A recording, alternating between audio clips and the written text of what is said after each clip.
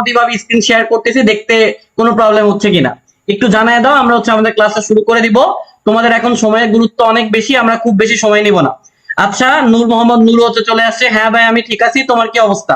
ঠিক আছে, সবাই মনোযোগ দিয়ে পুরা ক্লাসটা হচ্ছে করবা, আর সবাই একটা খাতা কলম নিয়ে ফেলো। যারা হচ্ছে খাতা কলম এখনো নেও নাই তারা ইমিডিয়েটলি খাতা কলম নিয়ে ফেলো ভাইয়া। খাতা কলম যদি না নাও তাহলে কিন্তু প্রবলেমে পড়বা। যা যা বলবো সবকিছু নোট করে ফেলবা, এবং কোনো কিছু বুঝতে না পারলে কমেন্টে হচ্ছে জিজ্ঞেস করবা। আচ্ছা, সবকিছু যদি পারফেক্ট থাকে আমরা আস্তে আস্তে কিন্তু শুরু করে দিব।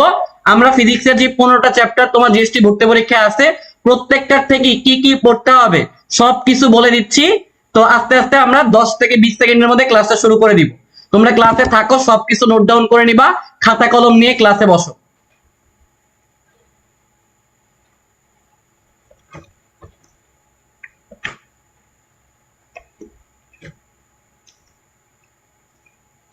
আচ্ছা ঠিক আছে, আমরা মোটামুটি তাহলে শুরু করে দেই। আই গেস যে সবকিছুই পারফেক্ট আছে। সবকিছু পারফেক্ট থাকলে আমরা আস্তে আস্তে স্ক্রিন শেয়ার করে আমাদের হচ্ছে সাজেশন ক্লাসটা শুরু করে দেই। আজকে একদম টু ডি পয়েন্টে কথাবার্তা বলবো, বেশি সময় তোমাদের নিব না। এক্সাক্ট যা যা আসবে সবকিছু হচ্ছে দিয়ে দিব। ওকে, শুরুতেই ফিজিক্সের ফার্স্ট পেপারে যে প্রথম চ্যাপ্টারটা, সেটা হচ্ছে আমাদের ভৌত জগৎ ও পরিমাপ। এখন কথা হচ্ছে ভাইয়া এইটার থেকে কি কি জিনিস আসতে পারে। এইটার থেকে একটা এমসিকিউ আসবে, এবং এমসিকিউটা শুধুমাত্র দুইটা টপিক পড়লেই হয়ে যাবে। এই চ্যাপ্টার থেকে জাস্ট দুইটা টপিক পড়লেই হয়ে যাবে। একটা হচ্ছে ভাইয়া একক, কারণ একটু মনে রাখবা জিএসটি এই যে একক আছে এইটা নিয়ে হচ্ছে খেলে। জিএসটি একক নিয়ে হচ্ছে খেলে। ইজি ম্যাথ, সিম্পল ম্যাথ, তুমি যদি একক মনে না রাখতে পারো তাহলে বিপদে পড়ে যাবা। এখন কথা হচ্ছে ভাইয়া কোন কোন একক গুলা মনে রাখলে ভালো হবে। তো তোমাদের যে এই মাইক্রো আছে, এটা সমান সমান 10^6 মিটার। তারপর হচ্ছে এক অ্যাংস্ট্রম, এটা সমান সমান 10^10 মিটার। 1 ন্যানোমিটার সমান সমান 10^9 মিটার। এবং এইগুলা ছাড়াও তোমার হচ্ছে পিকোমিটার থেকে কোয়েশ্চেন দেয়, যেটা হচ্ছে 10^12 মিটার। এরপরে ফেমটো, ফেমটো থেকেও আমি কোয়েশ্চেন এটা দেখছি, যেটা হচ্ছে 10^15 মিটার। ওকে, 10^15 মিটার। আর মোটামুটি ভাবে আরেকটা হচ্ছে মাইক্রো দেয়। তো মাইক্রোর ক্ষেত্রে এটা, মাইক্রোর ক্ষেত্রে মিউর ক্ষেত্রে সেম, যে 10 ইনভার্স হচ্ছে 6 মিটার। তাহলে এই যে সিম্পল সিম্পল এককের কনভার্সন গুলো আছে এইগুলো একটু দেখবা। এই রিলেটেড একটা কোশ্চেন তুমি পাবা যেখানে তোমাকে এককের কনভার্সন করতে হবে। আর এখান থেকে এই যে 1 লাইট ইয়ার আছে না, এখন কথা হচ্ছে ভাই লাইট ইয়ার জিনিসটা কি। লাইট ইয়ার মানে হচ্ছে 1 আলোক বর্ষ। মানে সূর্য যে তোমার পৃথিবীকে প্রদক্ষিণ করে, সূর্য যে তোমাকে প্রদক্ষিণ করে পুরো পৃথিবীকে, ওইটাতে যত সময় লাগে ওইটাকে হচ্ছে লাইট ইয়ার বা আলোক বর্ষ বলা হয়। এটা হচ্ছে একটা দূরত্বের একক। এবং এইটার তোমার যে ভ্যালু আছে এটা হচ্ছে 9.42 ইন্টু 10^12 কিলোমিটার। এবং ইভেনচুয়ালি এটাকে যদি আমি মিটারে নিতে চাই, যেহেতু 1 কিলোমিটার সমান সমান 1000 মিটার, তাহলে এটার পাওয়ার হচ্ছে আরো 3 বেড়ে যাবে। তাহলে এটা হয়ে যাবে হচ্ছে 15 মিটার। এই যে 1 লাইট ইয়ার বা আলোক বর্ষ, এই ব্যাপারটা হচ্ছে দেখবা। এবং ভৌত জগৎ থেকে সব থেকে ইম্পর্টেন্ট যে টপিকটা, এটা ছিল তোমার টপিক 1। আর 2 নাম্বার যে টপিকটা আছে, এই টপিকটা সব থেকে ইম্পর্টেন্ট। সেটা হচ্ছে ভাইয়া কোনটা? ত্রুটি, শতকরা ত্রুটি। শতকরা ত্রুটি থেকে একটা প্রবলেম থাকবেই থাকবে। শতকরা ত্রুটির থেকে একটা প্রবলেম থাকবেই থাকবে। এখন ভাইয়া শতকরা ত্রুটি আমরা মেইনলি 3টা জিনিসে বের করি। এখন শতকরা ত্রুটিকে নরমালি তোমার যে সূত্র দ্বারা হচ্ছে লেখা হয়, সেটা হচ্ছে del L divide by L into হচ্ছে 100%। কত হচ্ছে ভাই 100% কেন নেই? যেহেতু শতকরা ত্রুটি এই জন্য 100%। আর ডেল এল মানে হচ্ছে তোমার পরিমাপ্য ব্যাসার্ধ, পরিমাপ্য দৈর্ঘ্য। আর এল মানে হচ্ছে প্রকৃত দৈর্ঘ্য। এখন কথা হচ্ছে এই শতকরা ত্রুটি টোটাল 3টা জিনিসে বের করতে দিতে পারে।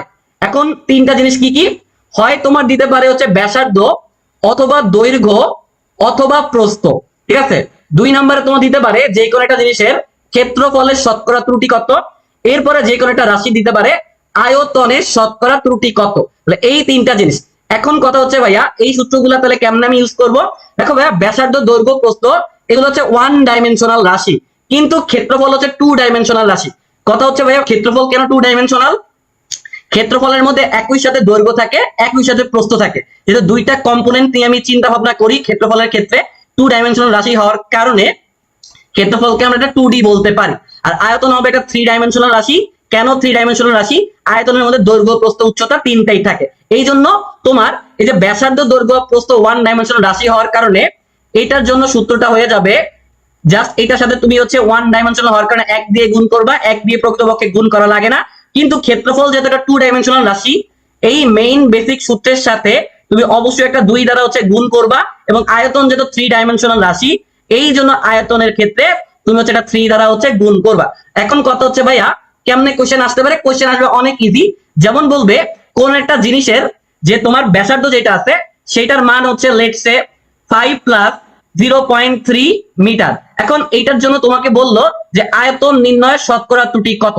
এখন আয়তন যেটা একটা 3 ডাইমেনশনাল রাশি, আমি 3 দিয়ে গুণ করব, উপরে থাকবে দেখো এটা প্লাস মাইনাসও থাকতে পারে, এই যে ভ্যালুটা এইটা হচ্ছে ডেল এল এর ভ্যালু, আর এইটা হচ্ছে প্রকৃত দৈর্ঘ্য বা প্রকৃত ভ্যালু বা প্রকৃত যেই দৈর্ঘ্যটা হচ্ছে আমার ওই বস্তুটার, সেটা হচ্ছে এল। তাহলে আলটিমেটলি উপরে যাবে হচ্ছে 0.3, নিচে আসবে হচ্ছে 5 ইন্টু 100%। এখান থেকে ক্যালকুলেশন করবা, আয়তন নির্ণয় শতকরা ত্রুটি তুমি বের করে ফেলবা। আর সেম কোশ্চেনটাকে এখানে আয়তন না দিয়ে ক্ষেত্রফল দেয়, ক্ষেত্রফলের ক্ষেত্রে জাস্ট 2 দিয়ে গুণ করবা, ব্যাসার্ধ হইলে 1 দিয়ে গুণ করবা, কিন্তু 1 দিয়ে আসলে গুণ করা লাগে না, কারণ কোনো জিনিসকে 1 দিয়ে গুণ করলে এইটাই আসে।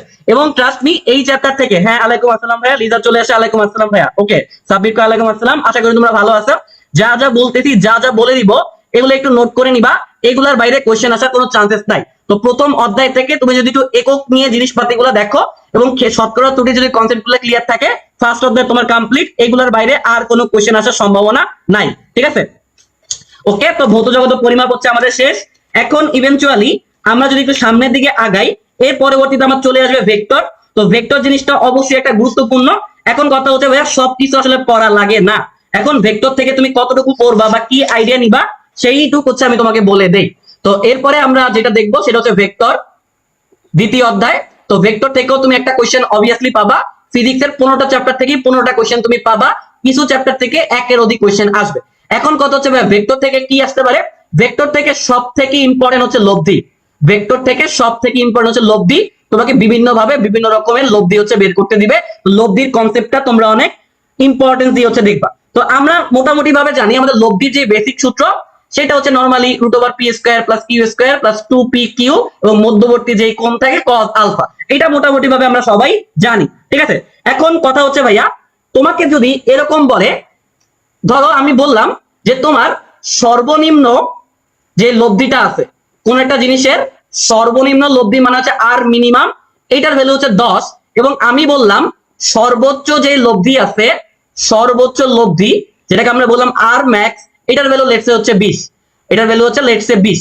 এখন কথা হচ্ছে ভাইয়া সর্বনিম্ন লব্ধি কখন হয়? যখন আমি পি ডিফারেন্স কিউ বা পি মাইনাস কিউ করি তখন। আর সর্বোচ্চ লব্ধি কখন হয়? যখন আমি দুইটা বল পি এবং কিউ যোগ করি, তখন হচ্ছে সর্বোচ্চ লব্ধি হয়। এখন আমি তোমাকে বললাম সর্বনিম্ন লব্ধির মান হচ্ছে এত, সর্বোচ্চ লব্ধির মান এত, প্রকৃত লব্ধির মান কত? প্রকৃত লব্ধির মান হচ্ছে কত? এটা খুবই একটা সুন্দর কোয়েশ্চেন। এখন কথা যাবে প্রকৃত লব্ধির মানটা কেমনে বের করতে পারি? তো এইটার জন্য স্পেশাল যে ফর্মুলা 2r² সমান সমান হচ্ছে আর ম্যাক্স স্কোয়ার প্লাস হচ্ছে আর মিন স্কোয়ার। আর ম্যাক্স মানে সর্বোচ্চ লব্ধি, আর মিন মানে সর্বনিম্ন লব্ধি। এখন ভাইয়া দেখো এই যে তোমার সর্বোচ্চ লব্ধি, এইটার মানে আমি বলে দিছি 20, তুমি এখানে বসাবা 20², এইখানে তুমি বসাবা 10², এই 2 দ্বারা হচ্ছে তুমি এখানে আসলে ভাগ করে দিবা, এবং এখান থেকে তুমি আর এর ভ্যালুটা হচ্ছে বের করবা। আর এর যেই ভ্যালু, এটাই হচ্ছে তোমার প্রকৃত লব্ধির মান, এটাই হচ্ছে তোমার প্রকৃত লব্ধির মান। এবার আরেকটি ইম্পর্টেন্ট কনসেপ্টে আমরা চলে যাই ভেক্টর থেকে। আমি একটু ফাস্ট যাব, সাজেশন ক্লাসে হচ্ছে ডিটেইলস পড়ানোর সুযোগ নাই, তুমি একটু হচ্ছে ক্লাস নোটগুলা স্ক্রিনশট নিয়ে নিতে পারো বা খাতায় নোট ডাউন করতে পারো, আমি সাজেস্ট করব স্ক্রিনশট নিলেও হবে মোটামুটি। তো এরপরে ভাইয়া দেখো নরমালি আমরা একটা জিনিস কিন্তু ভালো করে শিখে গেছি ভেক্টর পড়তে যায়। এখন কথা হচ্ছে ভাইয়া কোন জিনিসটার কথা আপনি বলতেছেন? আমরা জানি যে কোনো দুইটা ভেক্টর রাশির আমি যখন ডট প্রোডাক্ট করি সেইখান থেকে আমরা এটাকে ভাঙায় লিখতে পারবো হচ্ছে এ বি কস থিটা, কিন্তু আমি যদি যে কোনো দুটো ভেক্টর রাশির ক্রস গুণফল করি সেই ক্ষেত্রে কোন ক্রিয়া করবে হচ্ছে সাইন থিটা। এখন এইটা দিয়ে কিন্তু একটা ম্যাথ দেয় যে স্কেলার গুণফলের একটা মান দিয়ে দিল, ভেক্টর গুণফলের একটা মান দিয়ে দিল, ভেক্টরের মধ্যবর্তী কোণ কত সেটা জিজ্ঞেস করলো। কারণ এই টাইপটা অনেক ইম্পর্টেন্ট, এই টাইপ থেকে কেমনে আসতে পারে। এখন ভাইয়া এই যে আমি ডট গুণ করলাম এইটাই কিন্তু আমার স্কেলার, এইটাই কিন্তু আমার স্কেলার, আর এই যে আমি ক্রস গুণফল করলাম এটা হচ্ছে একটা ডিরেকশন থাকবে, এই জন্য এটা হচ্ছে একটা ভেক্টর রাশি। এখন ভাইয়া এইটাকে যদি আমি 1 নম্বর সমীকরণ দেই, এইটাকে যদি আমি 2 নম্বর সমীকরণ দেই, এইখান থেকে একটা জিনিস কিন্তু আমরা করতে পারি। অথবা কি করতে পারি দেখো, A B sine theta divided ভাগ হচ্ছে আমার, আচ্ছা দাগটা বেঁকা হয়ে গেছে, আচ্ছা দাগ বেঁকা হোক, আমাদের ক্লাস করাটা ইম্পর্টেন্ট, দাগ সোজা বেঁকা দিয়ে কি করবো। আচ্ছা তাহলে এটা হচ্ছে আমার 1 নম্বর সমীকরণ, এটা যদি 2 নাম্বার সমীকরণ দিয়ে হচ্ছে ভাগ দেই, আলটিমেটলি এখান থেকে আমরা যেটা পাবো, দেখো এ বি সাইন থিটার এখানে আছে হচ্ছে এ ক্রস হচ্ছে বি, নিচে থাকবে হচ্ছে এ ভেক্টর ডট হচ্ছে বি ভেক্টর, এখান থেকে এটা কাটা, এবং এখান থেকে আমরা সাইন থিটা বা কস থিটার সমান ট্যান থিটা লিখতে পারবো। ট্যান থিটা যদি লিখতে পারি, থিটা সমান সমান ট্যান ইনভার্স, এটা হচ্ছে তোমার ক্রস গুণফল ডিভাইডেড বাই হচ্ছে ডট গুণফল। এই টাইপের একটা ম্যাথ দেওয়ার সম্ভাবনা অনেক বেশি। তোমাকে বলবে যেই কোনো দুইটা ভেক্টরের লেটস সে ক্রস গুণফলের মান হচ্ছে 3 এবং ডট গুণফলের মান হচ্ছে 6, তাইলে তোমার যে ভেক্টর দুইটা আছে এ এবং বি এর মধ্যবর্তী কোণ থিটার ভ্যালুটা হচ্ছে কত, তুমি এই সূত্রের মধ্যে যদি বসায় দাও ভাইয়া যে থিটা সমান সমান tan, দেখো থিটা সমান সমান tan ইনভার্স হাফ, তাহলে এইটাই কিন্তু তোমার অ্যান্সার হয়ে গেল। তো মানগুলো হচ্ছে আমি আন্দাজে নিছি, পরীক্ষার ক্ষেত্রে এমন মান দিবে যেগুলোর ভ্যালু তুমি জানো। তবে একটু মনে রাখবা থিটার 0 degree, 30 degree, 45 degree, 60 degree, 90 degree, এই কয়টা ডিগ্রির মান কত সাইনের ক্ষেত্রে, কজের ক্ষেত্রে, ট্যানের ক্ষেত্রে, এগুলো যদি মুখস্থ না করে যাও পরীক্ষায় কিন্তু যায় বিপদে পড়ে যাবা। ঠিক আছে, আশা করি বুঝতে পারছো। এরপরে ভাইয়া এই ভেক্টর থেকে আরেকটা যেটা ইম্পর্টেন্ট টপিক, সেটা হচ্ছে ক্ষেত্রফল রিলেটেড। ক্ষেত্রফল থেকে ম্যাপ দেওয়ার একটা চান্সেস আছে। এখন কিসের কিসের ক্ষেত্রফল লাগতে পারে, আমরা জানি কোন একটা আয়তক্ষেত্রের ক্ষেত্রফল সিম্পলি দুইটা ভেক্টরকে যদি আমি ক্রস গুণফল করে দেই তাইলেই হয়ে যায়। কিন্তু ভাইয়া যদি আমাকে ত্রিভুজের বের করতে বলে, ত্রিভুজের ক্ষেত্রে আমরা কি করি, হাফ ইন্টু ভূমি গুণ উচ্চতা, তাহলে হাফ ইন্টু এ ভেক্টর ক্রস হচ্ছে বি ভেক্টর, একটা মডুলাস আমি দিয়ে দিতে পারি, যেহেতু ক্ষেত্রফলটা কখনো নেগেটিভ হয় না। এখন কথা হচ্ছে ভাইয়া আর দুইটা কি কি লাগবে, সামান্তরিকের ক্ষেত্রে দুইটা আছে, সামান্তরিকের ক্ষেত্রে দুইটা আছে। একটা হচ্ছে যখন তোমার সন্নিহিত বাহু দিয়ে দিবে তখন ক্ষেত্রফলটা কি হবে, আর যদি তোমাকে কর্ণ দিয়ে দেয় তাহলে কি হবে। দেখো ভাইয়া সন্নিহিত বাহু দিলে সিম্পলি তুমি সন্নিহিত বাহু দুইটার ক্রস গুণফল করবা, আর কর্ণর ক্ষেত্রে যেটা হয়, দেখো এইটা যদি আলটিমেটলি আমাদের সামান্তরিক হয়, কর্ণগুলা সামান্তরিককে সমদ্বিখণ্ডিত করে, কর্ণগুলা যেহেতু সামান্তরিকে সমদ্বিখণ্ডিত করে, এই জন্য কর্ণ যদি দেওয়া থাকে সেই ক্ষেত্রে সামান্তরিকের ক্ষেত্রফল বের করার ক্ষেত্রে আমরা এ ক্রস বি করে সেটাকে অর্ধেক করে দিব, এ ক্রস বি করে সেইটাকে অর্ধেক করে দিব। আর এইটা ছাড়া ভেক্টরের আর যে দুটা কনসেপ্ট লাগে সেটা হচ্ছে ডট গুণফলের যে শর্তটা, আর হচ্ছে তোমার দেখো, আচ্ছা ডট গুণফল লাগবে না, আর বাকি যে দুটো ইম্পর্টেন্ট শর্ত আছে, কথা হচ্ছে কি কি ভাইয়া, দেখো ভাইয়া দুইটা কিন্তু মেইন শর্ত। একটা হচ্ছে যখন সমান্তরাল হয় দুইটা ভেক্টর যখন সমান্তরাল হয় তখন আমরা কি করব, আর দুইটা ভেক্টর যখন লম্ব হয় তখন আমরা কি করব। এখন কথা হচ্ছে ভাইয়া ম্যাথ কেমনে দিতে পারে, অনেক ইজি, এই টাইপের ম্যাথ তুমি জানো যে লেটস সে a ভেক্টর সমান সমান তোমাকে দিয়ে দিল 3i vector plus 2j vector plus 4k vector, এবং তোমাকে দিয়ে দিল যে b ভেক্টর সমান সমান 2i vector plus 3j vector plus lambda k vector, এবং তোমাকে বললো এই যে আমার a ভেক্টর b ভেক্টর আছে এরা হচ্ছে পরস্পরের উপর লম্ব, যদি হয় তাহলে ল্যামডার ভ্যালুটা কত। অর্থাৎ এই যে তোমার সমান্তরাল লম্বের সূত্র, তোমার যে মেইন কনসেপ্টটা আছে এই মেইন কনসেপ্টটাকে ইউজ করায় তোমাকে দিয়ে একটা আননোন ভ্যালু বের করতে দিতে পারে। তো তুমি ভালো করে জানো যে আমি যদি সিম্পলি ডট গুণফল করি, ডট গুণফল করার পরে এইখান থেকে ল্যামডার মান বের করা কোনো ব্যাপারই না, কারণ আমরা জানি দুইটা ভেক্টর লম্ব হলে তাদের ডট গুণফলের মান 0 হয়। দুইটা ভেক্টর যদি লম্ব হলে ডট গুণফলের মান 0 হয়, তাহলে আলটিমেটলি তুমি হচ্ছে গুণ করবে, এখান থেকে পাবো হচ্ছে 6, এখান থেকে 6, এখান থেকে 4 ল্যামডা সমান সমান 0, এখান থেকে 4 ল্যামডা সমান সমান -12, এখান থেকে ল্যামডার ভ্যালু হচ্ছে -3। এইসব ম্যাথ কি কোনো কঠিন, এইসব জিনিসপাতি কিন্তু দেয়, ট্রাস্ট মি এইসব জিনিসপাতি কিন্তু দেয়। আর সমান্তরালের ক্ষেত্রে ভাই কি হয়, ধরো এ একটা ভেক্টর দেওয়া আছে, বি একটা ভেক্টর দেওয়া আছে, যদি সমান্তরাল হয় তাইলে মনে রাখবা এক্স এর যেই সহগগুলোর অনুপাত ওয়াই এর সহগগুলোর অনুপাত জেড এর সহগগুলোর অনুপাত হচ্ছে সেম হয়। এই ফর্মেটটা দিয়ে হচ্ছে সমান্তরাল বললে আমরা হচ্ছে ক্যালকুলেশন করে থাকি। এখন কথা হচ্ছে কেমনে, দেখো ভাইয়া আমি এ ভেক্টর এটাকে চাইলে, এটাকে আমি যদি চাইতাম, আচ্ছা আমি তোমাকে সিম্পলি হচ্ছে জিনিসটা বুঝিয়ে দিই যে এক্স এর সহগ, তো এক্স এর সহগকে আমরা চাইলে লেটস সে এ এক্স আকারে লিখলাম, এরপরে এইখানে এক্স এর সহগকে আমরা এ ওয়াই আকারে লিখলাম, এইখানে হচ্ছে আমরা এটাকে হচ্ছে লেটস সে বি এক্স আকারে লিখলাম, এটাকে বি ওয়াই আকারে লিখলাম, এইখানে হচ্ছে লেটস সে আমরা সি এক্স এবং সি ওয়াই আকারে হচ্ছে লিখলাম। এখন কথা হচ্ছে ভাইয়া তাহলে ম্যাথ কেমনে করতাম, সিম্পল, এখান থেকে হবে 3/2, এখান থেকে আমরা পাবো 2/3, এখান থেকে আমরা পাবো 4 lambda.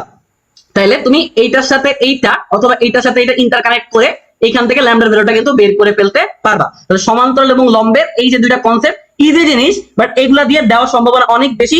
Question trust me Dhaka ভার্সিটির মতো খুব বেশি কঠিন কিন্তু করবে না। তো ভেক্টর থেকে তুমি মোটামুটি ভাবে এই যে ডট গুণফল, ক্রস গুণফল, ক্ষেত্রফল এবং হচ্ছে লব্ধি যে ব্যাপার স্যাপার গুলো আছে এগুলো যদি দেখতে পারো, এইখান থেকে তুমি দেখবা যে কমন পেয়ে গেছো। ঠিক আছে, এরপরে আমরা চলে যাবো হচ্ছে নিউটনিয়ান মেকানিক্স, তাই না? এরপরে আমাদের যে চ্যাপ্টারটা আছে সেটা হচ্ছে নিউটনিয়ান বলবিদ্যা। আমি হচ্ছে সিরিয়াল অনুযায়ী আগাবো। আমি যদি কোনোটা চ্যাপ্টার মিস করে ফেলি তোমরা একটু কমেন্ট করে দিবা, ঠিক আছে? আর তোমাদের যদি কোনো কোয়েশ্চেন থাকে তাহলে কোয়েশ্চেন করতে পারো। আচ্ছা আচ্ছা, ঠিক আছে ঠিক আছে ঠিক আছে, ওকে ওকে ওকে। এইবার ভাইয়া আসো, তাহলে আমরা চলে যাই হচ্ছে নিউটনিয়ান বলবিদ্যায়। তাড়াতাড়ি হচ্ছে নোট করতে থাকো ভাইয়া, যা বলে দিব এইখান থেকেই আসবে, ট্রাস্ট মি। ক্লাসটা তুমি জাস্ট কন্টিনিউ করো। এরপর আমার হচ্ছে নিউটনিয়ান বলবিদ্যা। এখন কথা হচ্ছে ভাইয়া নিউটনিয়ান বলবিদ্যা থেকে কি কোয়েশ্চেন আসতে পারে? ভাইয়া গত 2 বছরে 2বারই নিউটনিয়ান বলবিদ্যা থেকে একটা কনসেপ্ট থেকে কোয়েশ্চেন আসছে। সেটা কি বলতো? সেটা হচ্ছে ঘাত বল। সেটা হচ্ছে ঘাত বল। এই কনসেপ্টটা থেকে আমার বিশ্বাস 100% জিএসটি তে কমন পাওয়ার সম্ভাবনা আছে এইবারও, কারণ এই কনসেপ্টটা জিএসটির অনেক ফেভারিট। এখন কথা হচ্ছে ভাই ঘাত বল জিনিসটা কি? দেখো ভাই, ঘাত বলকে নরমালি হচ্ছে জে দ্বারা প্রকাশ করা হয়। ঘাত বলকে নরমালি জে দ্বারা প্রকাশ করা হয়। ঘাত বল হচ্ছে একটা বল। এখন কথা হচ্ছে কেমন বল? ধরো এইখানে একটা বস্তু আছে, এবার এই বস্তুর মধ্যে আমি এফ নামক একটা বল প্রয়োগ করলাম, এবং এই যে বস্তুর মধ্যে এফ নামক একটা বল আমি প্রয়োগ করতেছি, এটা হচ্ছে আমার একটা বস্তু। এই বস্তুতে আমি যে এফ নামক একটা বল প্রয়োগ করে এটাকে স্মরণ ঘটাতে চাইতেছি। লেটস সে আমি টি নামক একটা নির্দিষ্ট সময় ধরে বল প্রয়োগ করলাম। তাহলে একটা নির্দিষ্ট সময় ধরে যেই পরিমাণ বল একটা বস্তুর উপর প্রয়োগ করা হয় সেটা কি বলা আছে? ঘাত বল। ঘাত বল আর কিছুই না, বল এবং সময়ের গুণফল, এটা কি বলে? ঘাত বল। এখন এই যে ঘাত বলের যে ব্যাপারটা আছে, এইটাকে ভেঙে আবার M V minus M U আকারে লেখা যায়, বা M into V minus U আকারে লেখা যায়। এখন কথা হচ্ছে ভাইয়া এইভাবে কেন লেখা যায়? দেখো ভাইয়া, এইখানে একটা বস্তু আছে, তো এই বস্তুটাকে স্মরণ ঘটাতে ঘটাতে ঘটাতে ঘটাতে আমি লেটসে বস্তুটাকে এইখানে নিয়ে আসছি। এখানে কি হয়েছে? বস্তুটা স্মরণ ঘটছে, বস্তুটার জায়গা পরিবর্তন করছে। বস্তুটা ছিল এখানে, এই যে একটা বল প্রয়োগ করতেছে একটা নির্দিষ্ট সময় ধরে, বস্তুটা একটু সামনের দিকে আগায় গেল। এখন বস্তুটা যেই মুহূর্তে চলা শুরু করলো তখন তার বেগ ছিল হচ্ছে ইউ, এবং বস্তুটা যেখানে যে থামলো সেইখানে বেগ হলো ভি। তাইলে দেখো, এইখানে বস্তুটার ভর ছিল এম, এইখানে বস্তুটার ভর কিন্তু এম। তাইলে বস্তুর দেখো, বস্তুর এম এর ভ্যালুতে কিন্তু কোনো চেঞ্জ হবে না, ভরে কোনো চেঞ্জ হবে না। তাহলে এইখান থেকে আমি পাবো হচ্ছে এম ভি, আর এইখান থেকে পাবো হচ্ছে আমি এম ইউ। ঠিক আছে? তাহলে এম ভি থেকে এম ইউ কে যদি বিয়োগ করে দেই, ওইটা থেকেও কিন্তু ঘাত বলের কনসেপ্টটা আমি নিয়ে আসতে পারবো। ঠিক আছে? তো এইখান থেকে ভাইয়া একটা ম্যাথ আমি তোমাকে দেখাই। তো লেটস সে এইখানে আমার একটা ক্রিকেট ব্যাট আছে। ঠিক আছে? এখানে একটা ক্রিকেট ব্যাট আছে। তো লেটস সে এটা হচ্ছে আমার একটা ক্রিকেট ব্যাট। তো এইখান থেকে বলার হচ্ছে বল করতেছে। তো একটা বল হচ্ছে ক্রিকেট ব্যাটের মধ্যে আসলো, তো ক্রিকেট ব্যাট নিশ্চয়ই বলটা ছাইড়া দিবে না। ব্যাট দিয়ে বলটাকে আমি আঘাত করলাম, বলটা হচ্ছে আবার সামনের দিকে আগায় গেল। এখন দেখো ডিরেকশনটা একটু খেয়াল করে দেখো, ডিরেকশনের একটা ব্যাপার আছে। ডিরেকশনের একটা ব্যাপার আছে। বলটা তোমার আসতেছিল এই ডিরেকশনে ইউ বেগে, এবং বলটা ফিরে যাচ্ছে ভি বেগে, কিন্তু উল্টা ডিরেকশনে। এই জন্য আদি বেগ এবং তোমার শেষ বেগের কিন্তু চিহ্নটা সেম হবে না। একটাকে পজিটিভ ধরলে আরেকটাকে নেগেটিভ ধরতে হবে। তো এইটাকে যদি আমরা পজিটিভ বলি, এইটাকে আমাদের লিখতে হবে হচ্ছে নেগেটিভ। ঠিক আছে?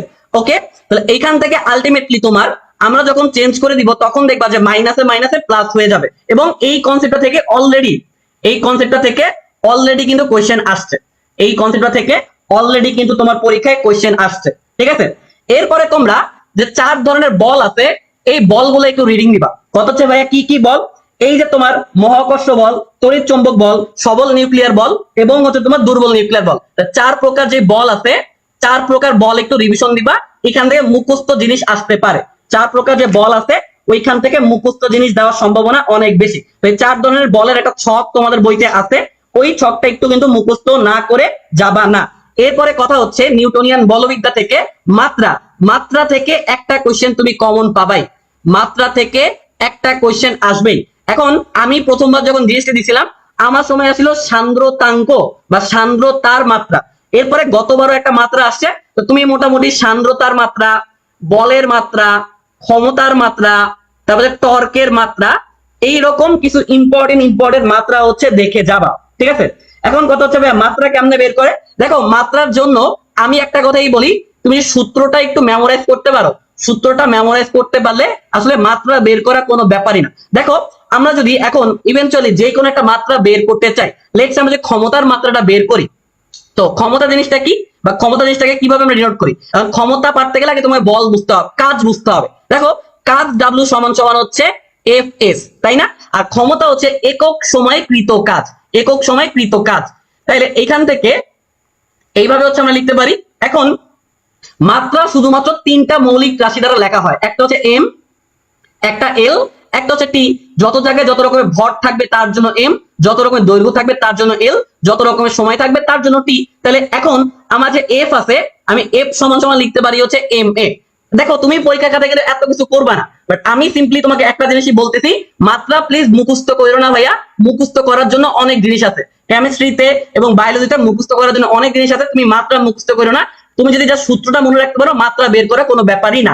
এখন ভাই এই যে এম আছে, এম হচ্ছে একটা ভর, তাহলে এইটাকে আমরা মাত্রা লেখার সময় ক্যাপিটাল এম দ্বারা প্রকাশ করব। ত্বরণ, ত্বরণকে আমরা কোন একক দ্বারা লিখি?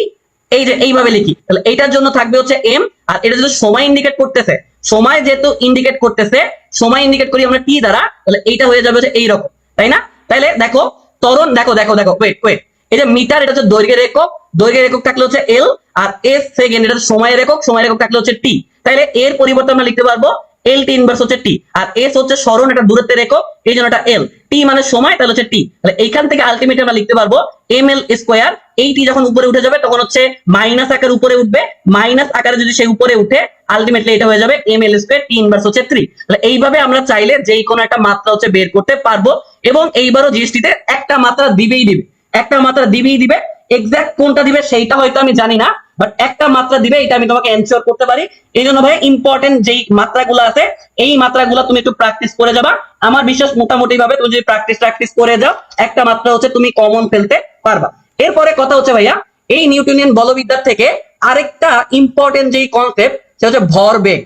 ভরবেগ বা হচ্ছে মোমেন্টাম। তো ভরবেগকে নরমালি আমরা হচ্ছে পি ইকুয়াল এম ভি দ্বারা হচ্ছে প্রকাশ করি। ডিরেক্ট এই সূত্র দিয়েও ম্যাথ দিয়ে দেয়। অনেক সময় তোমার কোয়েশ্চেন যদি ইজি করতে চায়, ট্রাস্ট মি, তুমি দেখবা যে এই সূত্র দিয়ে হচ্ছে ম্যাথ দিয়ে দিছে। এবং এটার সাথে গতি শক্তিটা একটু দেখবা। জিএসটির আরেকটা ফেভারিট টপিক হচ্ছে গতি শক্তি। তো নরমালি গতি শক্তিকে আমরা জানি যে আমরা ই কে সমান সমান হাফ এম ভি স্কয়ার দ্বারা হচ্ছে প্রকাশ করি। তবে আমরা যদি এই যে পি সমান সমান এম ভি এই কনসেপ্টটাকে এখানে লাগাই, তখন গতি শক্তির জন্য আমরা আরেকটা সূত্র কিন্তু ডিনোট করে ফেলি, সেটা হচ্ছে half into P square divide by M, বা এইটাকে অনেক সময় এইভাবে হচ্ছে লেখে। তাহলে গতি শক্তি দিয়ে যদি ম্যাথ দেয়, এই সূত্রটা সবাই জানে, এইটা সবাই জানে, বাট এইটা অনেকে মনে করতে পারে না, এইটা অনেকে মনে করতে পারে না। এইটা এই জন্যই ইম্পর্টেন্ট ভাইয়া, এইখানে আমরা গতি শক্তির সাথে ভরবেগের একটা সম্পর্ক পাই। তাহলে এই যে ভরবেগ গতি শক্তি, এইটার যে একটা রিলেশন আছে, এই টপিকটাও জিএসটির অনেক পছন্দের, এবং এই টপিক থেকে একটা কোয়েশ্চেন আসতে পারে। হয় গতি শক্তি থেকে কোয়েশ্চেন তারা হিট করবে, নাইলে ভরবেগ থেকে হিট করবে। তুমি মিলাই নিও, নিউটনিয়ান বলবিদ্যা দিয়ে যা যা বলতেছি এইখান থেকেই তুমি হচ্ছে একটা জিনিস কমন পাওয়ার সম্ভাবনা আছে। আর এগুলা ছাড়া আরেকটা টপিক থেকে যদি কোয়েশ্চেন দেয়, সেটা হচ্ছে লিফট। সেটা হচ্ছে কি? সেটা হচ্ছে লিফট। তো আমি লিফট নিয়ে একটু কথাবার্তা বলে দিই। দেখো ভাইয়া, লিফটের ক্ষেত্রে কি দিতে পারে? লিফটের ক্ষেত্রে ত্বরণের একটা বিষয় দিতে পারে। তো তোমরা জানো, একটা লিফট যখন এ ত্বরণে উপর দিকে ওঠে, তখন তার টোটাল যে ত্বরণটা, তার টোটাল ত্বরণটার মান হয়ে যায় হচ্ছে এ প্লাস জি। আবার একটা ত্বরণের লিফট যখন নিচের দিকে নামে, তখন তার নেট ত্বরণ বা টোটাল ত্বরণটা হয়ে যায় হচ্ছে কি হয়ে যায়? জি মাইনাস হচ্ছে এ। ঠিক আছে? তাহলে এখান থেকে ত্বরণের পাশাপাশি বল বের করতে দিতে পারে। তো সেই ক্ষেত্রে আমরা যদি এ ত্বরণের ঊর্ধ্বগামী একটা লিফটের জন্য বল বের করতে চাই, তাহলে এই ক্ষেত্রে দেখো এফ সমান সমান তো normally M A, but M A না হয়ে M into A plus G হয়ে যাবে। এবং যদি নিচের দিকে নামে, সেই ক্ষেত্রে আমরা যদি বল বের করতে চাই, এটা হয়ে যাবে এম ইন্টু জি মাইনাস এ। কারণ সেই ক্ষেত্রে ত্বরণ এ থাকবে না, উপরে উঠলে এ প্লাস জি, আর লিফট নিচে নামলে ত্বরণ হয়ে যাবে জি মাইনাস এ। এবং এইগুলো ছাড়াও সময় দিয়ে একটা ম্যাথ দেয়। এখন কথা হচ্ছে সময় দিয়ে ম্যাথ কেমনে দেয়? তো একটা ম্যাথ আমি তোমাদেরকে দেখাই। এইবার এই টপিক থেকে, নতুন টপিক থেকে যদি কোয়েশ্চেন করে, এই টপিকটা থেকে কোয়েশ্চেন দেওয়ার সম্ভাবনা আছে। আমরা বললাম যে একটা লিফট, তো লেটস সে এটা হচ্ছে আমাদের একটা লিফট। আজকে একটু আমি ফাস্ট আগাবো, ঠিক আছে? তো একটা লিফট একটা নির্দিষ্ট ত্বরণে উপরের দিকে উঠতেছে। তো যেই ত্বরণে সে উপর দিকে উঠতেছে, সেটাকে আমরা বললাম যে 2 মিটার পার সেকেন্ড স্কয়ার। যদি একটা বল লিফটের তলা থেকে 3 মিটার উপর হতে ছেড়ে দেওয়া হয়, তো লেটস সে এইখান থেকে তুমি লিফটের মধ্যে আসো, তোমার একটা বল আছে, এই বলটাকে তুমি হচ্ছে নিচের দিকে ছেড়ে দিবা, এবং তোমার ভূমি থেকে তুমি তোমার হাতের যে ডিস্টেন্স বা যেখান থেকে তুমি বলটাকে লিফটের উপরে ছাড়বা, সেই দূরত্বটা হচ্ছে 3 মিটার। এটা অনেক ইম্পর্টেন্ট ভাইয়া। কোয়েশ্চেন একটু যদি প্যাচার বা কঠিন করে, এই টাইপের কিন্তু দিতে পারে। একটা লিফট উপরের দিকে উঠতেছে, তুমি লিফটের মধ্যে আসো, তোমার হাতে একটা বল আছে, তুমি বলটারে হচ্ছে নিচের দিকে ছেড়ে দিবা, কিন্তু তোমার হাত থেকে লিফটের যে ভূমি বা মাটি, মাটি তো না ভূমি, সেই যে ডিস্টেন্স সেটা হচ্ছে 3 মিটার। ঠিক আছে? এখন জিজ্ঞেস করতে পারে বলটি পড়তে কত সময় লাগবে। বলটা যে নিচের দিকে যে পড়বে 3 মিটার দূরত্বে, এই কত সময় লাগবে, এই কোয়েশ্চেনটা হচ্ছে দিতে পারে। এখন কথা হচ্ছে এই ম্যাথটা আমরা ইভেন্চুয়ালি কেমনে করতে পারি? তো এই ম্যাথে ত্বরণ আমরা বের করতে চাই। এখন ত্বরণ বলতে আমরা এ নেট বের করবো, নেট মানে টোটাল ত্বরণ। তো এই ক্ষেত্রে যেহেতু উপরের দিকে উঠতেছে, তাহলে এটা টোটাল ত্বরণটা হয়ে যাবে হচ্ছে এ প্লাস জি। এ প্লাস জি যদি হয়ে যায়, তাহলে আমরা এখান থেকে বুঝতে পারবো এই ক্ষেত্রে আমার টোটাল ত্বরণটা হয়ে যাবে হচ্ছে 11.8 মিটার পার সেকেন্ড স্কয়ার। তো ত্বরণ নিয়ে আমার মাথা ব্যথা নাই, ত্বরণ হচ্ছে আমি বের করে ফেলছি। এখন ভাইয়া সময়টা কেমনে বের করবো? আমরা জানি এইচ সমান সমান U T plus half G T square, তাই না? এখন ভাই এখানে ইউর ভ্যালুটা যেহেতু 0, কারণ প্রথমে লিফটটা স্থির ছিল, তাহলে এই টার্মটা আমার নাই হয়ে যাবে। এই টার্মটা যদি আমার নাই হয়ে যায়, এখান থেকে আমরা লিখতে পারবো এইটা, এবং এইখান থেকে যে আমি টি এর ভ্যালুটা বের করতে চাই 2h ডিভাইড ভাগ হচ্ছে জি। এখন কথা হচ্ছে ভাইয়া এখানে কি জি হবে? জি কিন্তু হবে না, জি এর জায়গায় হবে হচ্ছে জি প্লাস এ, জি এর জায়গায় হবে জি প্লাস এ। এই যে এই জায়গাটা ইম্পর্টেন্ট, এই জায়গাটাই হচ্ছে ইম্পর্টেন্ট। জি হইতো কখন হইতো? যদি লিফটটা স্থির থাকতো, স্থির লিফটের ক্ষেত্রে শুধুমাত্র জি হইতো, ঠিক আছে? তো এই ক্ষেত্রে আমার এই যে এইখানে বসবো হচ্ছে ত্বরণ, ত্বরণের মানটা হবে জি প্লাস এ। এইখান থেকে আমরা যদি বের করতে চাই 2 উচ্চতা হচ্ছে 3 মিটার, জি প্লাস এ, এটার ভ্যালু হচ্ছে 11.8। এইখান থেকে তুমি হচ্ছে ক্যালকুলেশনটা হচ্ছে করবা। এইখান থেকে এখন কথা হচ্ছে ভাইয়া এই যে তোমার এ নেটের ভ্যালুটা 11.2, বোকার মতো যদি 11.2 ধরে ক্যালকুলেশন করো তুমি এটা মারা খাবা।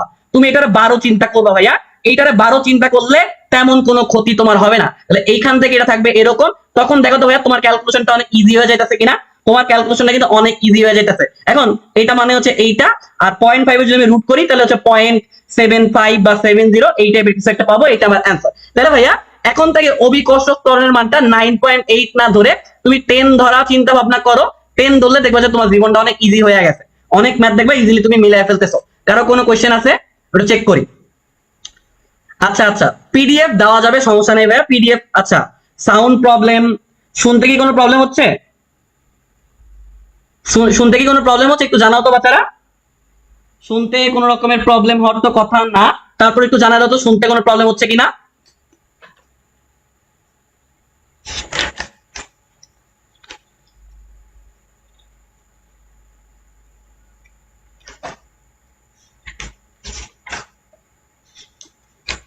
আচ্ছা, একজন আমাকে বললো সাউন্ড প্রবলেম, তোমরা একটু জানাও তো শুনতে কি কোনো প্রবলেম হচ্ছে? একটু কমেন্ট করে জানাও, কুইক, ক্লাসটা কন্টিনিউ করতে হবে তো।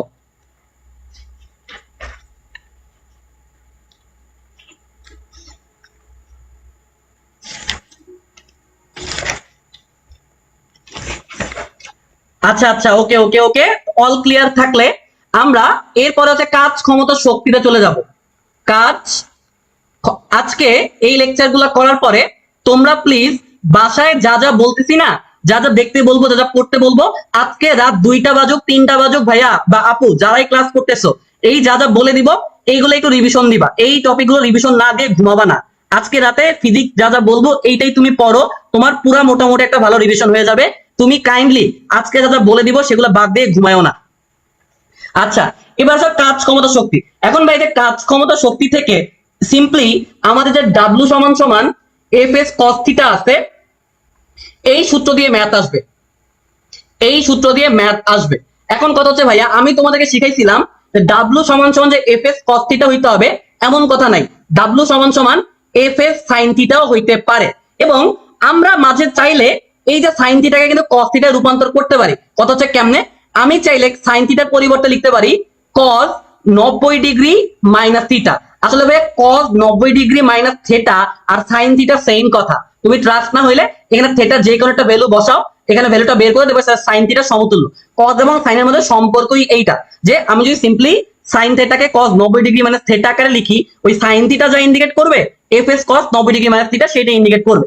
এখন কত হচ্ছে সাইন থিটা দিয়ে ম্যাথ করবো নাকি কস থিটা দিয়ে ম্যাথ করবো? আমি তো চিরজীবন cos theta cos theta cos theta গেলে আসছি, কোনো কথা নেই, সূত্র দিলেই কস থিটা। এখন ভাইয়া কস থিটা দিলে তোমার ম্যাথ এই কারণেই মিলতো কারণ তুমি চিন্তা করতা এই অ্যাঙ্গেলটা। এখন কত হচ্ছে এই অ্যাঙ্গেল মানে কি? এই অ্যাঙ্গেলের মানে হচ্ছে তুমি যেসব বস্তুর জন্য বের করতা বেশিরভাগই দেখা যাইতো এখানে আনত তলের মধ্যে একটা বস্তু থাকতো, এই বস্তুকে ঠেলে তুমি নিচের থেকে হচ্ছে উপরের দিকে উঠাইতা। তো এই যে কোনটা, এইটার জন্য হচ্ছে তুমি ওই কস থিটা দিয়ে করার কারণে সব ম্যাথ মিলে যেত। বাট ভাইয়া অনেক সময় দেখবা যে তোমাকে এই কোণটা নিয়ে হচ্ছে কনসিডার করতে হয়, এই কোণের জন্য ক্যালকুলেশন করতে হয়। এখন কথা সেইটা কখন? যখন তুমি কোন একটা বস্তুকে উপর থেকে নিচের দিকে ঠেলে নামাবা। অর্থাৎ দেখো সেই ক্ষেত্রে ধরো এইখানে বস্তুটা আছে, বস্তুটাকে আমি উপর থেকে নিচের দিকে হচ্ছে ঠেলে নামাইতেছি, তখন দুটো চিন্তা করে দেখো তো, যখন এইখান থেকে তুমি এখানে আসো, এখানে বস্তু আছে, তুমি ঠেলে ঠেলে নিচের দিকে নামাইতেছো, তাহলে এই কোণটা ক্রিয়া করবে নাকি এই কোণটা ক্রিয়া করবে? এটা কমন সেন্স থাকলেই তুমি বুঝতে পারবা এখানে ক্রিয়া করবে এই কোণটা। তাহলে এই ক্ষেত্রে আমি হচ্ছে কস থিটা দিয়ে হচ্ছে করব। কোশ্চেন দেখে আমাকে বুঝতে হবে যে আমি কি সিঁড়ি থেকে নিচের থেকে উপর দিকে উঠতেছি না উপর থেকে নিচের দিকে নামতেছি, এবং এইখান থেকে এই কনসেপ্ট থেকে একটা মার্ক তুমি অবশ্যই কমন পাবা। আর এই থিটা থাকলে এটা হচ্ছে তুমি সাইন থিটা কনসিডার করে ম্যাথটা করবা। এবং সাইন এবং কজ এর 0, 30, 45, 90, 180, 120 এই যে কটা বললাম এই কটা থিটার ভ্যালু মুখস্থ করবা, নাহলে ভাইয়া বিপদে পড়ে যাবা। যাদের এই যে সাইন 30 ডিগ্রির মান কত, সাইন 60 ডিগ্রির মান কত জানে না, এদের চান্স পাওয়ার সম্ভাবনা অনেক কম, কারণ ক্যালকুলেশনে তুমি করতে পারবা না। এখন কথা হচ্ছে তোমার এইখানে যে সাইন থিটাটা আছে না, এটা তুমি কিন্তু চাইলে আবার এই যে এইভাবে কনভার্ট করে নিতে পারবা, ঠিক আছে? তাহলে কোশ্চেনটা দেখে তোমাকে বুঝতে হবে যে কোনটা, এই অ্যাঙ্গেলটা ধরতে হবে নাকি এই অ্যাঙ্গেলটা ধরতে হবে।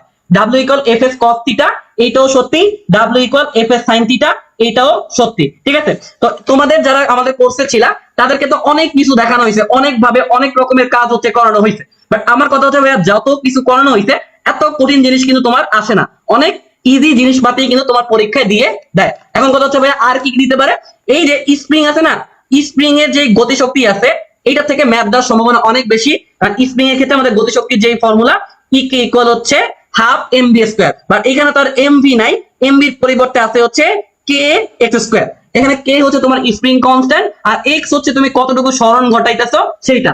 আর আরেকটা জিনিস আমাদের লাগে এফ সমান সমান মাইনাস কে এক্স, আসলে এফ সমান সমান কে এক্স ঠিক আছে, মাইনাসটা হচ্ছে ডিরেকশন বা দিক নির্দেশ করে, এটা নির্দেশ করে হচ্ছে আমি যেই দিকে সরণ ঘটাবো আমার বলটা প্রয়োগ হবে তার বিপরীত দিকে, বা যেই দিকে আমি বল প্রয়োগ করব সরণ হবে তার বিপরীত দিকে। এইটার যে নেগেটিভ চিহ্নটা আছে এটা জাস্ট ডিরেকশন হচ্ছে ইন্ডিকেট করে। তাহলে এই দুটো সূত্র দিয়ে ম্যাথ প্র্যাকটিস, এই দুটা সূত্র দিয়ে ম্যাথ প্র্যাকটিস করবা, একটা এমসিকিউ কমন পাবা। যা যা বলতেছি এই টপিকগুলা বই খুলে প্র্যাকটিস করবা, মোটামুটি ভাবে বই খুলে যদি প্র্যাকটিস করতে পারো তাইলেই হয়ে যাবে। এরপরে ভাইয়া তোমাদের যেটা লাগে গুলি এবং তক্তা, গুলি এবং তক্তার ম্যাথ করছো না, যে একটা তক্তার মধ্যে একটা গুলি যদি এত ভেলোসিটি বা এত বেগে প্রবেশ করে তাইলে সে নির্দিষ্ট একটা বেগ হারানোর পরে আর কয়টা তক্তা ভেদ করতে পারবে, তোমরাই বলো এই টাইপের হচ্ছে ম্যাথ করছো না।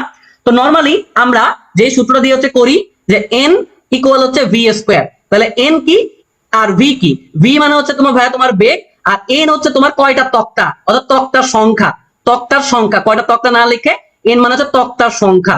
এইটা দিয়েও কিন্তু জিনিসপাতি আসে, জিনিস ইজি বাট এগুলা দিয়েও আসে। তো যা যা আসে সবকিছু দেখায় দেওয়া হচ্ছে আমার দায়িত্ব, এবং বেগটা যদি বের করতে বলে তাহলে তুমি সমান সমান রুট এন দ্বারা হচ্ছে করে ফেলবা। এখন কথা হচ্ছে ভাইয়া কেমনে ম্যাথ আসতে পারে, তো লেটস সে এখানে হচ্ছে তক্তা আছে একটা, এখানে হচ্ছে একটা তক্তা আছে, তো আমি বললাম যে নির্দিষ্ট একটা বুলেট একটা বন্দুক থেকে হচ্ছে আমি মারলাম, সেটা যে হচ্ছে তক্তারে হচ্ছে ভেদ করলো।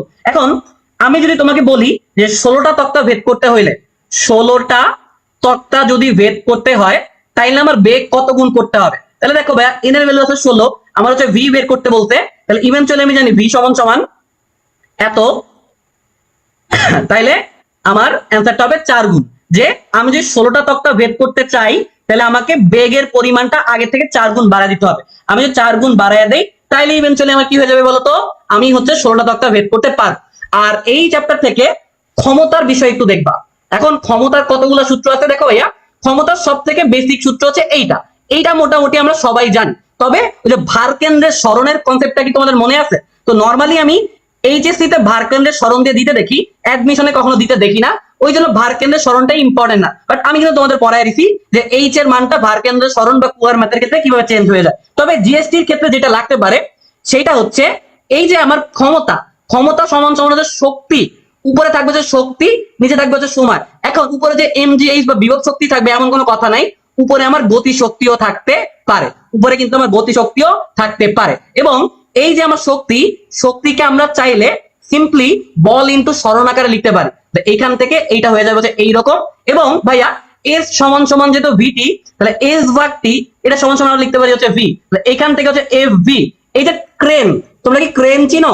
ক্রেনের ম্যাথের ক্ষেত্রে এইটা দিয়ে হচ্ছে জিনিসপাতি দেয়, ক্রেন, ক্রেনের ম্যাথের ক্ষেত্রে এইটা দিয়ে ক্ষমতা বের করতে। এখন ভাই ক্রেন কি, তোমরা লঞ্চ দেখছো না, তো লঞ্চ যখন নদীতে ডুবে যায়, ক্রেন হচ্ছে এমন একটা যন্ত্র যে যন্ত্র দিয়ে তোমার নদী থেকে লঞ্চটাকে টেনে হচ্ছে তোমার আলটিমেটলি হচ্ছে ডাঙায় উঠায়, তো ওই যন্ত্রটাকে ক্রেন বলা হয়। তো ক্রেনের যদি তোমার ক্ষমতা বের করতে দেয় সিম্পলি তোমাকে বলে দিবে যে কি পরিমাণ বল হচ্ছে প্রয়োগ করা হয়েছে আর কত বেগে ক্রেন দিয়ে হচ্ছে তোমার কোন একটা যন্ত্রপাতি উঠানো হচ্ছে। তো তুমি সিম্পলি ভাইয়া বল এবং বেগটাকে যদি গুণ করে দাও তখন তো কিন্তু ক্ষমতা পেয়ে যাবা, এবং এইটা দিয়ে ঢাকা ভার্সিটিতেও অলরেডি আগে কোশ্চেন আসছিল। এইটা যেহেতু সবাই পারে এই জন্য এই সূত্র দিয়ে ক্ষমতার ম্যাথটা দেয় না, ঠিক আছে? তো এগুলো ছিল একদমই বেসিক কথাবার্তা, তো এই বেসিক জিনিসগুলো যদি তুমি দেখতে পারো তাইলে হয়ে যাবে। আর আরেকটা কনসেপ্ট যেটা আছে যে তোমাকে হচ্ছে এরকম একটা ম্যাথ দেয় যে একটা বিল্ডিং হচ্ছে আমার আছে, তো লেটস সে তোমার যেই কোনো একটা জায়গায়, তো লেটস সে যে 30 মিটার উচ্চতা থেকে একটা বস্তুকে বিনা বাধা পড়তে দিলে কোথায় উহার গতিশক্তি বিভব শক্তির দ্বিগুণ হবে, অর্থাৎ কোন জায়গায় গতিটা বিভবের কত গুণ হবে, এই টাইপের যে ম্যাথ গুলো আছে এগুলো 9-10 তোমরা করছো। তবে আমি একটু বলে দেই যে বেসিক নিয়মে না করে তোমরা সিম্পলি যদি তোমাদের ম্যাথে বলে গতি বিভবের এগুলো বেসিক জিনিস বাট দেয় যে গতি বিভবের বলে, তাহলে তোমরা এক্স এর ভ্যালুটা হচ্ছে এইভাবে বের করবা। আর কোশ্চেনে যদি বিভব গতির কত গুণ বা বিভব গতির 5 গুণ 10 গুণ এইভাবে বলে, তাইলে এক্স এর ভ্যালুটা তোমরা বের করার ক্ষেত্রে এইভাবে হচ্ছে বের করবা। এখন কথা হচ্ছে ভাই কোনটাকে ইন্ডিকেট করতেছে, এইচ মানে হচ্ছে উচ্চতা, এন মানে হচ্ছে কত গুণ, এবং এক্স মানে হচ্ছে কোন উচ্চতায় ওই ঘটনাটা ঘটবে। কত হচ্ছে ভাই কি ঘটনা ঘটবে, ওই গতি বিভবের 5 গুণ হবে, বিভব গতির 3 গুণ হবে এইটা। তাহলে এক্স হচ্ছে ওই উচ্চতা যেই উচ্চতায় ঘটনা ঘটবে, তাহলে আমার নির্ণয় উচ্চতা, এক্স হচ্ছে আমার নির্ণয় উচ্চতা। অনেক সময় এই নির্ণয় উচ্চতা দিয়ে দেয়, দিয়ে পুরো বিল্ডিং এর উচ্চতা হচ্ছে বের করতে বলে। তো এই টাইপের ম্যাথ কিন্তু তোমরা জানো, এগুলো নিয়ে বলার কিছু নেই, বাট আমি বলবো যে বেসিক নিয়মে না করে তোমরা চেষ্টা করবা কি করার জন্য বলতো, এই নিয়মে হচ্ছে করার জন্য, এবং এটা কিন্তু খুবই ইজি। এখন আমি তোমাদের একটা জিনিস দেই তো, দেখে আলটিমেটলি কে পারে, এইটা আলটিমেটলি কে পারে আমি একটু দেখি। তোমরা খাতা কলম নিয়ে বসছো আমি আশা করি। তো লেটসে ভাইয়া এই যে আমরা একটা ত্রিভুজ দেখতে পাইতেছি, এই যে আমার ত্রিভুজটা, এইটার দৈর্ঘ্য লেটসে 5 মিটার, এইটার দৈর্ঘ্য লেটসে হচ্ছে তোমার 12 মিটার, ঠিক আছে। তো লেটসে আমার এইখানে একটা বস্তু আছে, এইখানে আমার একটা হচ্ছে বস্তু আছে, ঠিক আছে। তো এইখান থেকে আমি ধরো যে তোমাকে বল বের করতে দিব, বা বল বের করতে দিব, না বল না কাজ বের করতে দেই, লেটসে আমি হচ্ছে কাজ বের করতে দেই। এখন ভাইয়া এই যে বস্তুটা আছে, এই এই বিন্দু থেকে এটা যদি আমার এ বিন্দু হয়, তুমি হচ্ছে ভাইয়া বি বিন্দুতে নিয়ে আসবা, এই বস্তুটাকে এই বিন্দু থেকে তুমি বি বিন্দুতে হচ্ছে নিয়ে আসবা, বা যেমনি ঠালা দাও ধাক্কা দাও যেভাবে হোক তুমি এ বিন্দু থেকে এই পয়েন্ট থেকে এইখানে যে বস্তুটা আছে এটা হচ্ছে বি বিন্দুতে নিয়ে আসবা। তো এটার জন্য তুমি আমাকে হচ্ছে কাজ বের করে দিবা। এখন কথা হচ্ছে ভাইয়া আমি যে কাজ বের করতে চাই আমার তো কিছু জিনিসপাতি লাগবে। তো লেটস সে ভাইয়া আমরা একটা কাজ করি, আমরা বলে দেই এই বস্তুটার ভর হচ্ছে আমার লেটস সে 10 কেজি, এবং এই বস্তুটাকে যেই ত্বরণে হচ্ছে তুমি নিচের দিকে হচ্ছে পালাবা সেইটা হচ্ছে এইটা, ঠিক আছে। এইবার আমি দেখি তো তোমরা এই ম্যাথটা করতে পারো কিনা। মানে সিম্পলি কোয়েশ্চেনটা কেমনে আসবে, এই চিত্রটা হয়তো তোমাকে দিল, দিয়ে বলো এ বিন্দু থেকে বি বিন্দুতে একটা বস্তুকে হচ্ছে নিয়ে আসবা, যেই বস্তুটার ভর হচ্ছে 10 কেজি, এবং এই বস্তুর উপরে ক্রিয়ারত ত্বরণের মান হচ্ছে 5 মিটার পার সেকেন্ড স্কয়ার। তাহলে আলটিমেটলি তুমি যে এই পয়েন্ট থেকে এই পয়েন্টে নিয়ে আসলা, এর ফলে কতটুকু কাজ হইলো বা কৃত কাজের পরিমাণ কতটুকু। দেখি এই ম্যাথটা হচ্ছে কে করতে পারে, এই ম্যাথটা কে করতে পারে আমি একটু দেখি। বা আরেকটা কাজ করি আমরা, চলো একটু ঘুরে দেই, আমরা বি বিন্দু না বলে আমি বললাম তুমি যে সি বিন্দুতে নিয়ে আসবা, ঠিক আছে। তো লেটস সে আমরা এইটা বলে দিলাম হচ্ছে 13 মিটার, এটা 5 মিটার, এইটা 12 মিটার, এটা 13 মিটার। তুমি এ থেকে সিতে আনবা, এ থেকে সিতে আনতে কৃত কাজের পরিমাণ কতটুকু হবে, দেখি এই ম্যাথের অ্যান্সারটা কে আমাকে দিতে পারে। তো টাইম স্টার্টস নাও, এইটা একটু করে দেওয়ার ট্রাই করো ভাইয়া, এইটা একটু করে দেওয়ার ট্রাই করো, ঠিক আছে। যে এ থেকে সি পয়েন্টে যদি আনে তাহলে আমার কৃত কাজের মানটা কি হবে।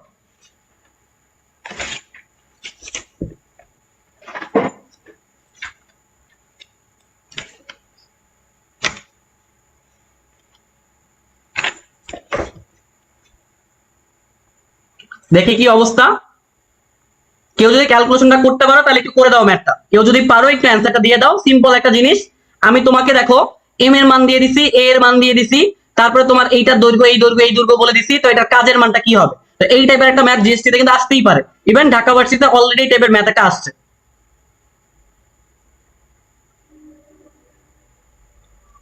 দেখি কেউ হচ্ছে অ্যান্সার দিতে পারে কিনা, অ্যান্সার দিতে পারে কিনা আমি তো চেক করি। ভাইয়া কেউ যদি পারো অ্যান্সারটা দাও, একটু রেসপন্স করো। তোমাদের আমি বলছি যে খাতা কলম নিয়ে ক্লাস করতে বসতে হবে, খাতা কলম ছাড়া ক্লাসে এসে তো লাভ নাই।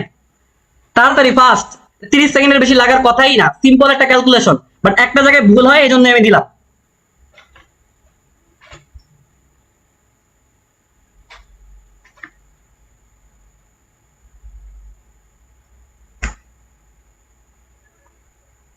আচ্ছা, তো আমাদের নূর হচ্ছে অ্যান্সার দিতে হচ্ছে 650, বাট এই অ্যান্সারটা সঠিক কিনা আমি জানি না। আর কি কেউ অ্যান্সার দিবা, আর কি কেউ অ্যান্সার দিবা। ভাইয়া জিএসটি তে তুমি সময় পাবা 30 সেকেন্ড, তোমাকে কি আমি 1 মিনিট 2 মিনিট টাইম দিতে পারবো। আমি কিন্তু করে দিচ্ছি, কেউ যদি অ্যান্সার দিতে না পারো আমি করে দিচ্ছি, চিন্তার কোনো বিষয় নেই। বাট আমি চাইছি যে একটু টেকনিক্যাল জিনিসগুলো তোমরা পারো কিনা চেক করে দেখতে, ঠিক আছে। তো আমি আর সময় দিতে পারতেছি না, আমি হচ্ছে করে দিই। তোমাদের যদি আরো কারো রিপ্লাই দেওয়ার থাকে তোমরা হচ্ছে দিয়ে ফেললো। আসো এখন কথা হচ্ছে ভাইয়া, আমি জানি কৃত কাজ ডাব্লিউ সমান সমান হচ্ছে এফ এস, এবং এফ সমান সমান যদি এম এ, এইটাকে আমি ভাঙায়া এইভাবে লিখতে পারি। এখন কথা হচ্ছে ভাই এখানে থিটার যেহেতু কোনো ভ্যালু নাই, থিটা নিয়ে মাথা ব্যথা করে লাভ নাই, কারণ এখানে থিটার কোনো ইস্যু বা কোণের যেহেতু কোনো কথা বলে নাই, থিটার ব্যাপারটাকে আমরা ইগনোর মারতে পারবো, থিটার ব্যাপারটাকে আমরা ইগনোর করতে পারবো। এখন এম এর ভ্যালু হচ্ছে আমার 10, ত্বরণের ভ্যালু হচ্ছে আমার 5। এখন কথা হচ্ছে ভাই এস এর ভ্যালু কত, এস এর ভ্যালু কত, এই এস নিয়ে অনেক হচ্ছে প্যারা খায়। এখন অনেকে যেটা করে চিন্তা করে আমার বস্তু আছে এইখানে, বস্তু আসবে এইখানে, তাহলে এখানে এস এর ভ্যালুটা হচ্ছে 13, তাহলে 5 10 50 ইন্টু 13, অ্যান্সারটা বের করে 650। দেখি নূর সাহেবের অ্যান্সার হচ্ছে ভুল হয়েছে, নূর সাহেবের অ্যান্সার হচ্ছে ভুল হয়েছে। এই ভুলটাই বাচ্চারা করবে, এই জন্যই ভাই কিন্তু এটা দিছি। বাকিরা যে অ্যান্সার দিচ্ছে না, বাকিরা কি পারেন না? এই ম্যাথ যদি না পারেন তাহলে চান্স কেমনে পাবেন ভাইয়া? এখন কথা হচ্ছে ভাইয়া এটা ভুল, এখন কথা হচ্ছে ভাইয়া ভুল কেন? এটা ভুল, কনসেপ্টটা শিখেন, কনসেপ্টটা শিখেন। এই যে আপনি স্বর্ণের মানটা 13 মিটার নিলেন, এইটাই কিন্তু ভুল। আসলে আপনি চিন্তা করে দেখেন তো, একটা বস্তু এই বিন্দু থেকে এই বিন্দুতে আসছে, তাহলে সে আসলে কতটুকু স্বর্ণ অতিক্রম করতে দেখেন। এখান থেকে তার উচ্চ সব দেখেন, সব থেকে উপরের বিন্দু হচ্ছে এইখানে, সব থেকে নিম্ন বিন্দু হচ্ছে এইখানে, তাহলে প্রকৃত পক্ষে তার যেটা স্মরণ ঘটছে সেটা হচ্ছে এ বি এর সমতুল্য। তাহলে এইখানে সে এ থেকে সি বিন্দুতে যদিও আসে, এ থেকে সি বিন্দুতে আসলে তার প্রকৃত পক্ষে স্মরণ ঘটবে এ বি এর সমতুল্য। এ বি বরাবর সরলরৈখিক পথে যদি সে নামতো, তার স্মরণ হয়তো 12 মিটার। এ থেকে সি বিন্দুতে আসছে, এতেও তার স্মরণ হবে হচ্ছে 12 meter, not 13 meter, not 13 meter. এইখান থেকে এইখানে সে যে আসছে, এইটা তার দূরত্ব ভাইয়া, এইটা হচ্ছে তার দূরত্ব। এই যে গতবার এইটা থেকেই আসিল, তার দূরত্বটা হচ্ছে 13 মিটার। এ থেকে সিতে যে দূরত্ব, দূরত্বটা হচ্ছে 13 মিটার, কিন্তু স্মরণ কিন্তু 13 মিটার না, স্মরণ হচ্ছে ওয়ান কাইন্ড অফ দূরত্ব, স্মরণ হচ্ছে ওয়ান কাইন্ড অফ স্পেশাল দূরত্ব। অর্থাৎ যে কোনো একটা পয়েন্ট থেকে আরেকটা পয়েন্টের সরল রৈখিক যে ডিস্টেন্স, সেইটাকেই স্মরণ বলা হয়ে থাকে। তাহলে এসি বরাবর স্মরণ হয়েছে প্রকৃতপক্ষে 12 মিটার। এইখানে সবাই 13 দিয়েই করবে, এবং কোশ্চেনে 13 দিয়ে করলে যেটা হচ্ছে সেইটা অপশনে থাকবে, আপনি ইজিলি দাগায় দিয়ে আসবেন, আপনার ম্যাথ ভুল হবে। এইখানে বসাইতে হবে হচ্ছে 12, 0 0 5 বরং 60, এইখান থেকে অ্যান্সারটা হবে 600 নিউটন। বলেন তো কিছু শিখতে পারছেন কিনা? এই যে very good, very good, very good. এই যে ভাইয়া এই যে এইরকম জিনিসপাতি কিন্তু দিবে, এই জিনিস কিন্তু কঠিন না, বাট ওই যে বাচ্চারা 650 কে কারেক্ট মনে করে দাগে দিয়ে আসে। স্মরণ এবং দূরত্বের কনসেপ্টটা ক্লিয়ার না? আশা করি এই কনসেপ্টটা ক্লিয়ার হয়েছে, এবং এখন থেকে স্মরণ এবং দূরত্বের ব্যাপারটা হচ্ছে আপনি একটু চিন্তা ভাবনা করবেন। আর লাস্ট এই চ্যাপ্টার হচ্ছে শেষ।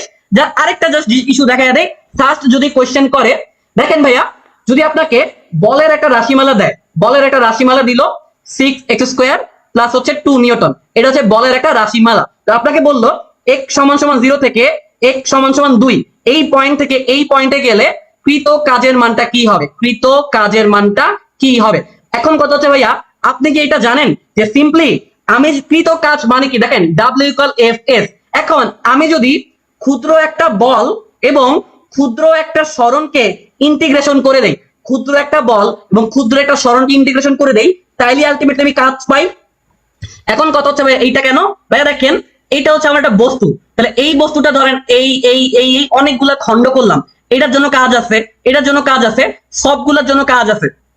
তো আমি যেটা করলাম, পুরাটার কাজ যদি যেটা আমি বের করতে পারবো না, আমি করলাম কি এইটুকের জন্য কাজ বের করলাম। এখন ভাইয়া এইটুকের জন্য যদি আমি কাজ বের করে এটাকে ইন্টিগ্রেশন করে দিতে পারি, তাহলে তো আমি পুরাটার জন্য কাজ বের করে ফেললাম। ইন্টিগ্রেশন তো এই জিনিসটাই বলে যে তুমি ক্ষুদ্র একটা জিনিসের জন্য ক্যালকুলেশন করো, ওইটাকে ইন্টিগ্রেট করে দাও, তাহলে পুরা সারফেস, পুরা তল, পুরা বস্তুর জন্য তোমার কাজের মানটা কত হবে সেটা তুমি বের করে ফেলবা।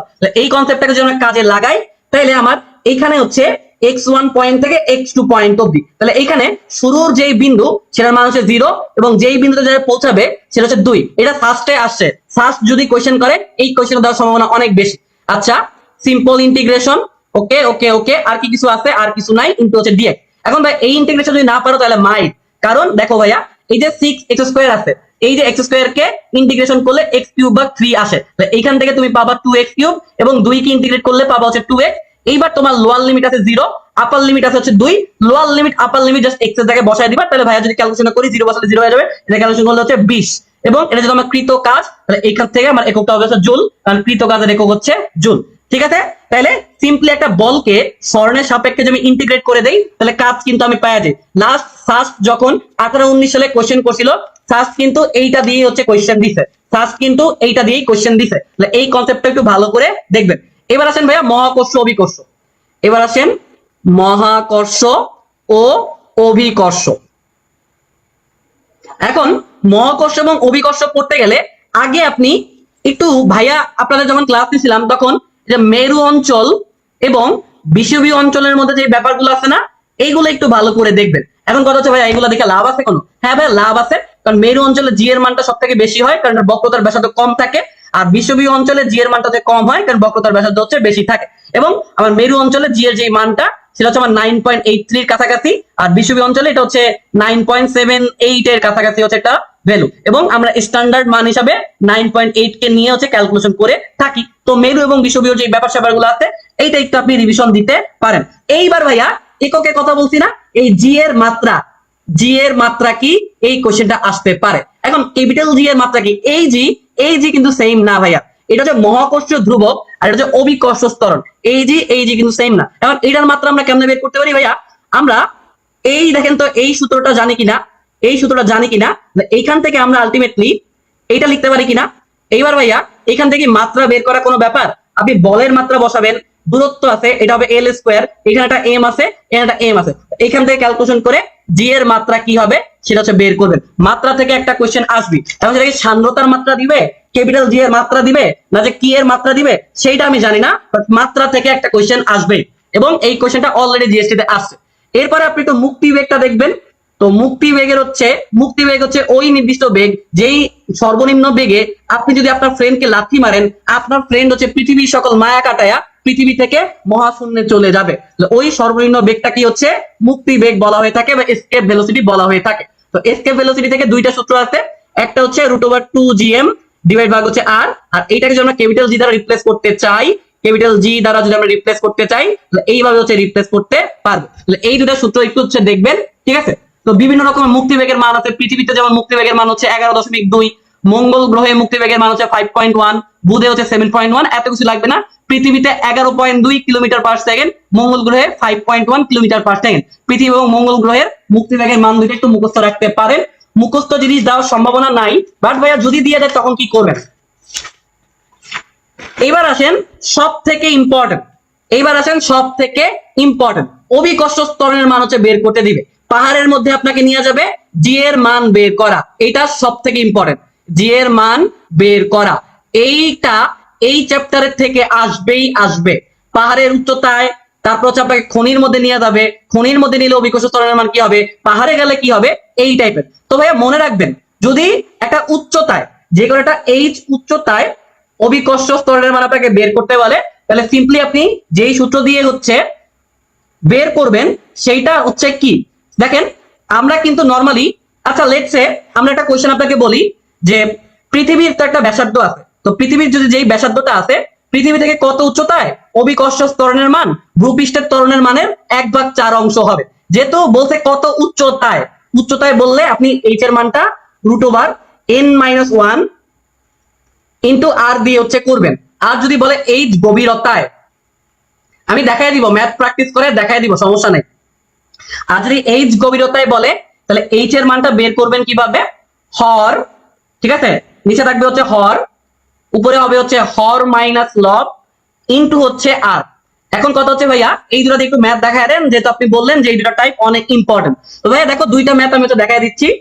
দেখো আমাকে বললো, পুরা জিনিসটা আমি লিখলাম না, সিম্পলে লিখলাম যে কত উচ্চতায় অভিকর্ষ ত্বরণের মানটা ভূপৃষ্ঠের অভিকর্ষ ত্বরণের 1/4 অংশ হবে, ঠিক আছে, জি এর 1/4 অংশ হবে। তোমরা বুঝতেই পারতেছো আমি ডিটেলসে লিখলাম না, ঠিক আছে। কত উচ্চতায় অভিকর্ষ ত্বরণের মানটা পৃথিবীর অভিকর্ষ স্তরের 1/4 ভাগ হবে, কত উচ্চতায়, এইচ সমান সমান √n-1 ইন্টু আর, যেহেতু উচ্চতার কথা বলতে। এখন কথা হচ্ছে ভাইয়া এন এর ভ্যালুটা কি হবে। এখন ভাইয়া দেখো এই যে 1/4, এইটাকে তুমি 1/n আকারে চিন্তা করবা, এটা হচ্ছে প্রথম কাজ। যে ভগ্নাংশটা দেওয়া থাকবে সেটাকে 1/n আকারে চিন্তা করতে হবে। এখন কথা হচ্ছে ভাইয়া যদি এখানে অনেক বাচ্চাই পারে না, 2/3 থাকে, তাইলে কেমনে করব? অনেক বাচ্চা যেটা করে n এর ভ্যালুটা এইভাবে এইটা বসায় দেয়, বাট না ভাইয়া, যদি 2/3 বলে তোমাকে যেমনি হোক 1/n আকারে প্রকাশ করতে হবে। এখন 1/n আকারে তুমি কেমনে প্রকাশ করবা? এখন 1/n আকারে প্রকাশ করবো কিভাবে? আমার হচ্ছে 2/3। এখন 2/3 কে দেখো তো আমি এইভাবে লিখতে পারি কিনা। এখন কথা হচ্ছে ভাইয়া কিভাবে লেখা যায়, দেখো ভাইয়া এই যে এইটার মানেটা কি, এইটার মানেটা হচ্ছে যখন উল্টে যাবে তাহলে কিন্তু এই থাকতেছে, তাহলে আলটিমেটলি কিন্তু এইভাবে। তাহলে দেখছো 2/3 কে কিন্তু এইভাবে লেখা যায়, সেই ক্ষেত্রে তোমার n এর মানটা হবে কিন্তু 3/2, সেই ক্ষেত্রে n এর মানটা হবে কিন্তু 3/2, 2/3 কিন্তু না। তাহলে তোমাকে যেই ভগ্নাংশটা দেওয়া থাকবে তুমি 1/n এন এই আকারে প্রকাশ করার চেষ্টা করবা, 1/n এই আকারে প্রকাশ করার হচ্ছে চেষ্টা করবা। তাহলে আমার এই ম্যাথটা যেটা দিছিলাম আমি, সেটা হচ্ছে আসার সম্ভাবনা অনেক বেশি, 1/4। এখন যে তোমার 1/4 বলছে, তাহলে এখান থেকে আমার হবে হচ্ছে √4। √4 মানে হচ্ছে 2, 2 - 1 ইন্টু আর মানে হচ্ছে 1r মানে r, অর্থাৎ পৃথিবীর সমান উচ্চতায় আমি যদি নিয়ে যাই তখন অভিকর্ষ স্তরের মানটা কি হবে বলতো? কি হবে বাচ্চা? পৃথিবীর অভিকর্ষ স্তরের 1/4 হবে। এবং আর এর মানটা হচ্ছে 6400 কিলোমিটার পৃথিবীর ব্যাসার্ধ, অথবা পৃথিবীর ব্যাসার্ধকে মিটারেও কিন্তু প্রকাশ করা যায়। সেই ক্ষেত্রে 6.4 ইন্টু 10⁶ মিটার, এটা হচ্ছে আমাদের পৃথিবীর ব্যাসার্ধের মান। এবার ধরো আমি সেম ম্যাথটাই বললাম যে কত গভীরতায় অভিকর্ষ স্তরের মানটা পৃথিবীর অভিকর্ষ স্তরের 1/4 হবে। তো সেই ক্ষেত্রে ভাই তোমাকে বলছিলাম এইচ নিচে যাবে হর মানে হচ্ছে 4, হর মাইনাস লব ইন্টু হচ্ছে আর। ভাই খেলা শেষ, 3/4 আর। এখন 3/4 এর হচ্ছে 3/4, আর এর মানটা হচ্ছে 6.4 ইন্টু 10⁶ মিটার। এইখান থেকে ভাই ক্যালকুলেশন যদি করো, এই যে ভাইয়া 3/4 এর ভ্যালু কত, 4/3 এর ভ্যালু কত, এইসব ভ্যালুগুলো তুমি যদি জানো তোমার জীবনটা ইজি হয়ে যাবে। এখন কথা হচ্ছে ভাইয়া এইটার ভ্যালুগুলো আমি কেমনে জানতে পারি? এখন ভাইয়া তুমি একটু চিন্তা করে দেখো তো, এই 3/4 এইটা যেই কথা, 75/100 কিন্তু সেম কথা। আবার 4/3 যেই কথা, ঠিক আছে, এটা আমি জানি যে 4/3 ভ্যালু হচ্ছে 1.33। আবার 3/4 যেটা আছে এটা ভ্যালু হবে 0.75। তো এই টাইপের কিছু ভগ্নাংশের ভ্যালু তুমি যদি প্রো হইতে চাও, আমাদের হাতে কলমে ক্যালকুলেশন সিরিজটা আছে, সেটা হচ্ছে দেখতে পারো। ওইটা আচ্ছা 6.4, তো তাহলে ক্যালকুলেশন 4.8 আসবে ইন্টু 10⁶ মিটার। তাহলে ভাই উচ্চতায় বললে উপরে নিয়ম অনুযায়ী করবা, আর যদি গভীরতায় বলে তাইলে সিম্পলি নিচের নিয়ম দিয়ে হচ্ছে করে ফেলবা। ঠিক আছে, তো এইগুলা ছাড়াও অনেক কিছু দেখানো হয়েছে, বাট আমার বিশ্বাস এই দুটা কনসেপ্ট থেকে ম্যাথ আসার সম্ভাবনা অনেক বেশি। আর এগুলা ছাড়া আরেকটা টপিক আমি তোমাকে দেখতে বলবো, সেটা হচ্ছে কেন্দ্রমুখী ত্বরণ। কারণ এই চ্যাপ্টারে কেন্দ্রমুখী ত্বরণটা হচ্ছে ইম্পর্টেন্ট। ঠিক আছে, এখন কেন্দ্রমুখী ত্বরণ মানে কি? কেন্দ্রমুখী ত্বরণ মানে হচ্ছে আলফা দ্বারা হচ্ছে প্রকাশ করা হয়, এবং আলফার মানটা হচ্ছে ওমেগা স্কয়ার আর এর সমতুল্য। ওমেগা কি? কৌণিক বেগ। তাহলে আমরা জানি ওমেগা সমান সমান হচ্ছে 2π ডিভাইড ভাগ হচ্ছে টি। তাহলে একবার যদি বর্গ করে দেই, 2π রে বর্গ করলে হয়ে যাবে হচ্ছে 4π স্কয়ার, আর টি বর্গ হয়ে গেলে টি স্কয়ার ইনটু হচ্ছে আর। তাহলে এই যে 4π স্কয়ার আর ডিভাইড বাই টি স্কয়ার, এইখান থেকে কিন্তু কৌণিক ত্বরণ তোমাকে বের করতে দিতে বলতে পারে। এখন ভাই আমি যদি তোমাকে বলি পৃথিবীর পর্যায়কাল হচ্ছে 2 সেকেন্ড, পৃথিবীর ব্যাসার্ধের মান তুমি জানো, পৃথিবী পাই হচ্ছে একটা কনস্ট্যান্ট, তুমি কি পৃথিবীর কৌণিক ত্বরণের মান তোমাকে বের করে দিতে পারবা না? আমি যদি সিম্পলি তোমাকে কোন একটা জিনিসের দোলনকালের মানটা বলে দেই, বা পর্যায়কাল, এটা যেহেতু পর্যায়কাল ইন্ডিকেট করতেছে, পর্যায়কালের মানটা বলে দেই, এখান থেকে কৌণিক ত্বরণ বের করে দেওয়া কোনো ব্যাপারই না। ঠিক আছে, তাহলে এইটা হচ্ছে দেখবা, এটা মোটামুটি দেখলে এই চ্যাপ্টার মোটামুটি ক্লোজ হয়ে যাবে। আরো অনেক জিনিস আছে, বাট যেগুলা নন ইম্পর্টেন্ট সেগুলো বলে আমি টাইম নষ্ট করতে চাচ্ছি না। তবে মহাকর্ষ অভিকর্ষর পরে আমাদের চলে আসে পদার্থের গাঠনিক ধর্ম, তাই না? তো এরপরে আমাদের লাগবে হচ্ছে পদার্থের গাঠনিক ধর্ম। এই চ্যাপ্টারটা থেকে, এই চ্যাপ্টারটা ইঞ্জিনিয়ারিং এর জন্য ইম্পর্টেন্ট, বা জিএসটির জন্য খুব বেশি জিনিস তোমার পড়ার দরকার নেই। এখন কথা হচ্ছে জিএসটির জন্য কি পড়বো? প্রথমেই তুমি তোমার সব থেকে ইম্পর্টেন্ট ইয়াং এর কনস্ট্যান্ট আছে না, ইয়াং এর কনস্ট্যান্ট হচ্ছে পড়বা। এই যে ইয়াং এর কনস্ট্যান্ট, এইটা খুবই ইম্পর্টেন্ট। এই ইয়াং এর কনস্ট্যান্ট থেকেই একটা ম্যাথ দেওয়ার সম্ভাবনা সব থেকে বেশি।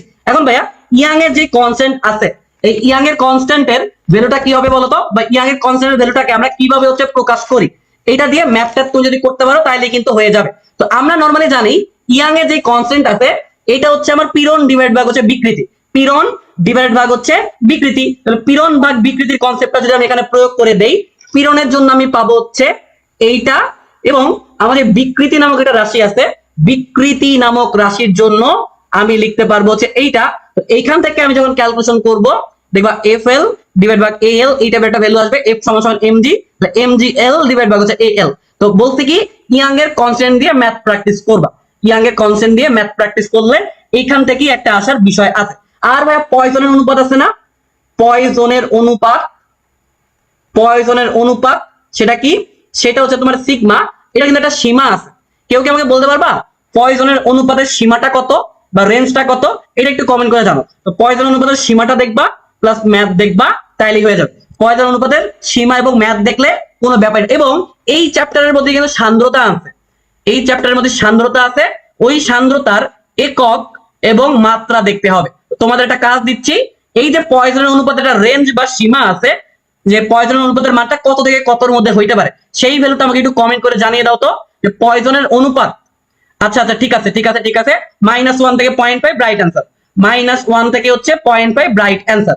কারণ নর্মালি দেখা যায় পয়জনের অনুপাতের মানটা এটা থেকে বেশি বা কম হয় না, এবং বেশিরভাগ পদার্থের ক্ষেত্রে পয়জনের অনুপাতটা যেটা পাওয়া যায় সেটা হচ্ছে ভাইয়া কত বলতো, 0.3। ওইটা লাগবে না, এটা হলেই হবে। এবং ভাইয়া এইখানে আরেকটা যেটা, যে তাপমাত্রা টি এর সাথে ইটা সান্দ্রতাকে বা সান্দ্রতাঙ্ককে ইটা দ্বারা প্রকাশ করা হয়। এই যে তাপমাত্রা এবং ইটা আছে, এইটার মধ্যে যে সম্পর্কটা আছে, এই সম্পর্ক থেকে হচ্ছে একটা জিনিস দেয়। অলওয়েজ মনে রাখবা, তাপমাত্রার সাথে সান্দ্রতাঙ্কের সম্পর্ক হচ্ছে বর্গমূলের সমানুপাতিক, বর্গমূলের সমানুপাতিক। ইটা মানে সান্দ্রতা বা সান্দ্রতাঙ্ক, আর টি মানে হচ্ছে টেম্পারেচার। এই চ্যাপ্টারটা ইঞ্জিনিয়ারিং এর জন্য অনেক ইম্পর্টেন্ট, বাট ভাইয়া ভার্সিটির জন্য এইটুক দেখলেই হবে, এগুলোর বাইরে কিছু হচ্ছে তোমার দেখার দরকার নাই। এরপর আমরা চলে যাব পর্যায়ভিত্তিক গতিতে। এই চ্যাপ্টার থেকে এই যে যা যা বলছি এগুলো দেখবা, এগুলো থেকে একটা এমসিকিউ কমন পাবা।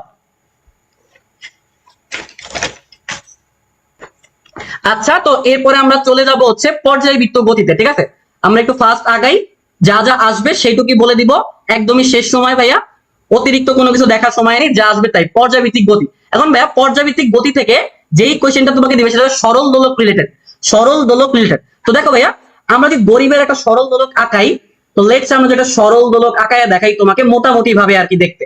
ওকে, তো এই এই এই তো ভাই সরল দোলকের ক্ষেত্রে যেভাবে যেটা হয় আর কি, প্র্যাকটিক্যাল ল্যাবে করছো কিনা জানি না, সরল দোলকটা এইভাবে এইভাবে এইভাবে এইভাবে, এই যে এই এই এই এই এই এই এই এই এইভাবে হচ্ছে দুলতে থাকে, এইভাবে এইভাবে সরল দোলকটা হচ্ছে দুলতে থাকে। তো আগের দিনে রাজরাজাদের বাড়িতে পেন্ডুলাম ছিল, ওই পেন্ডুলামটাও কিন্তু ওয়ান কাইন্ড অফ সরল দোলক। ঠিক আছে, এইটা হচ্ছে একটা সরল দোলক। এখন ভাইয়া চিন্তা করে দেখো, এইটা কি, এই যে পজিশনটা, এটাকে বলে সাম্যাবস্থা।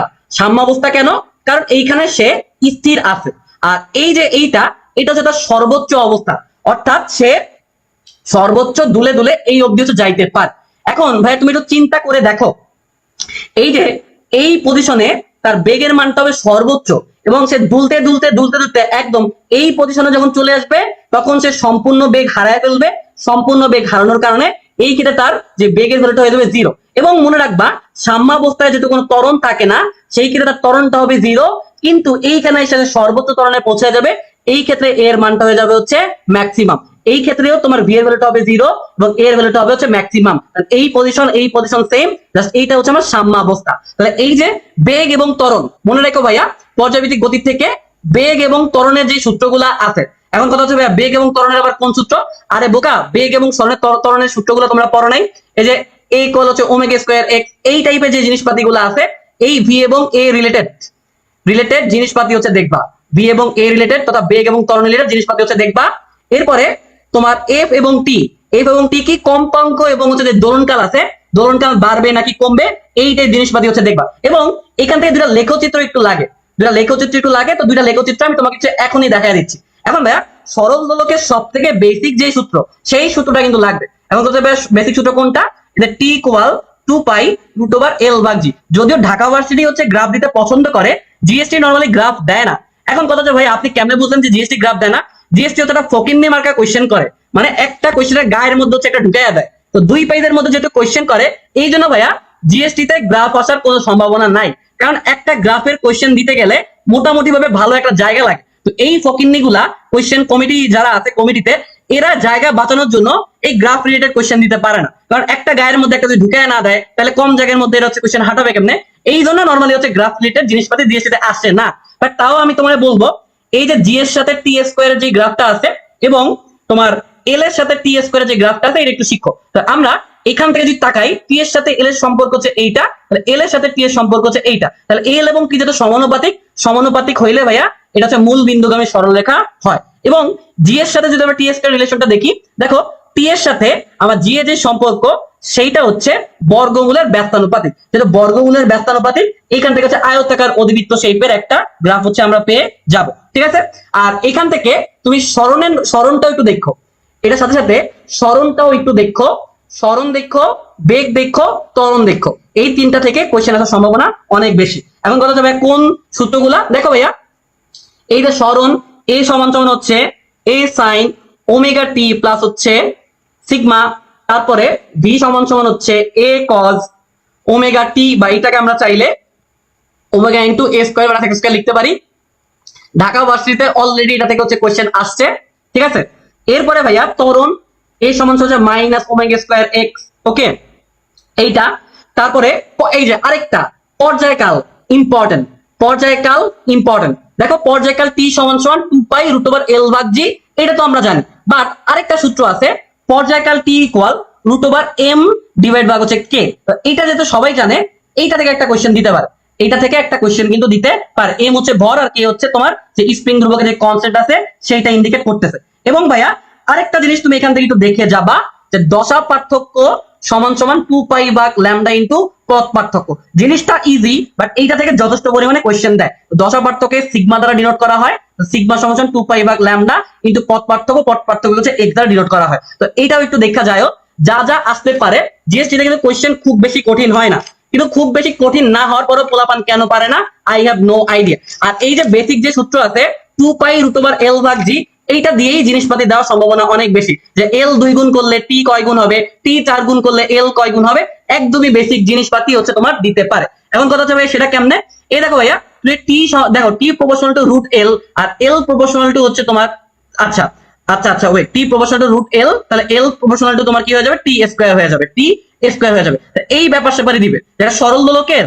দেখো পর্যায়কাল যদি আমরা দ্বিগুণ করি তাহলে আমার দোলনকাল কত হবে, 4 গুণ। আবার আমি যেটা সরল দোলকের দৈর্ঘ্যকে 4 গুণ করি, দোলনকাল কয় গুণ হবে, দ্বিগুণ। তথা এই যে দুইটা সম্পর্ক আছে, এই সম্পর্ক দিয়ে একটা এমসিকিউ দিতে পারে। একদমই বেসিক ভাইয়া, এইগুলা না পারার কোনো রিজন নাই, এগুলো একদমই বেসিক জিনিসপাতি। এবং একটা তোমার সেকেন্ড দোলকের ক্ষেত্রে পর্যায়কালটা যে 2 সেকেন্ড হয়, 2 সেকেন্ড হয়, এটা কিন্তু আবার একটু জানি না। এটা আবার অনেকে জানে না যে অনেক সময় দেখা যায় টি এর ভ্যালুর জন্য সে ওয়েট করে, বা টি এর ভ্যালু তো দেওয়ার দরকার নেই। আর ব্যবকলনীয় যে সমীকরণটা আছে, আমি কথা হচ্ছে ব্যবকলনীয় সমীকরণ আবার কোনটা, সেটা হচ্ছে ভাইয়া দেখো, তো এটার প্রমাণ আমি তোমাদের দেখাইছিলাম যারা আমাদের ব্যাচে ছিল। এই যে এইটা দিয়েও কিন্তু ওমেগার ভ্যালুটা হচ্ছে বের করতে দেয়। এখন কথা হচ্ছে ভাইয়া কেমনে দিতে পারে, দেখো সিম্পলি আমরা একটা কোশ্চেন দেই, ঢাকা ভার্সিটির খুবই ফেভারিট এই টপিকটা, যে লেটস সে যে কোনো একটা র্যান্ডম ভ্যালু দিয়ে আমি দেখাই দিচ্ছি। লেটস সে দুইবার ডেরিভেটিভ করলাম সময়ের সাপেক্ষে সরণকে, প্লাস হচ্ছে 25x ইকুয়াল হচ্ছে 0। এই সমীকরণটা একটা সরল সন্ধিতে স্পন্দন বর্ণনা করলে কৌণিক কম্পাঙ্কের মান কত, এই সূত্র দিয়ে নরমালি কৌণিক কম্পাঙ্কের মানটাই হচ্ছে বের করতে দেয়। এখন ভাইয়া এইটা হচ্ছে আমার আদর্শ সমীকরণ, এটা হচ্ছে আমার আদর্শ সমীকরণ। এটার সাথে আমরা এইটাকে যদি কম্পেয়ার করি তাহলে এখান থেকে আমরা বুঝতে পারবো এইটা সমান সমান এইটা, এখান থেকে কৌণিক কম্পাঙ্কের মানটা হবে হচ্ছে 5। এই রিলেটেড জিনিসপাতি কিন্তু দেবে। এবং কৌণিক কম্পাঙ্কের এককটা হবে radian per second, radian per second, ঠিক আছে। এবং আরেকটা কথা বলে দেই, এই যে বেগের ক্ষেত্রে নরমাল সূত্রটা এইটা, বাট সর্বোচ্চ বেগের ক্ষেত্রে এই সূত্রটা কিন্তু চেঞ্জ হয়ে যায় ওমেগা এ, সর্বোচ্চ বেগের ক্ষেত্রে ওমেগা এ হয়ে যায়। কেন হয় এগুলোর এক্সপ্লেনেশন আছে, বাট এত এক্সপ্লেনেশন আমি যাইতে চাইতেছি না। সর্বোচ্চ বেগের ক্ষেত্রে এটা হচ্ছে ওমেগা এ হয়ে যাবে। এখন ভাইয়া এই যে ওমেগা সমান সমান হচ্ছে 2 পাই ডিভাইড ভাগ হচ্ছে টি, আবার 1 ভাগ টি সমান সমান হচ্ছে এফ, তাহলে এটার আমরা 2 পাই এফ লিখতে পারি।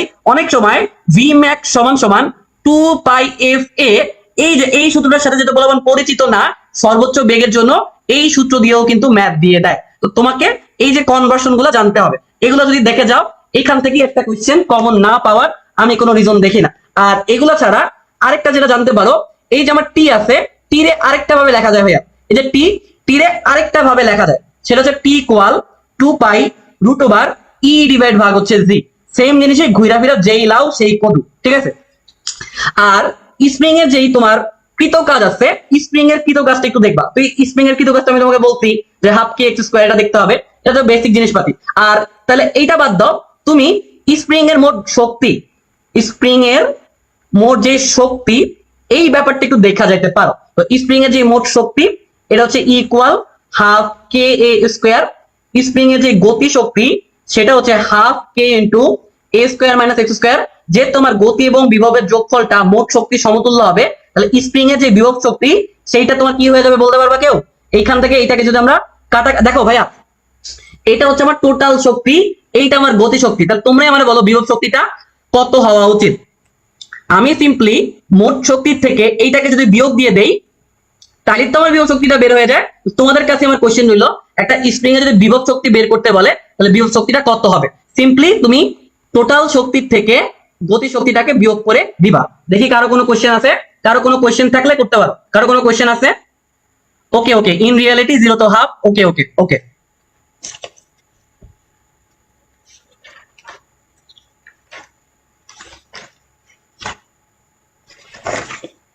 আর আপনারা আরেকটা জিনিস হচ্ছে একটু দেখবেন, এখন কথা হচ্ছে ভাই আরেকটা জিনিস কি দেখবো, দেখেন এই যে আমাদের যে বেসিক সূত্রটা আছে, তো এইটাকে আমি একটু মুছে ছোট করে ফেলি।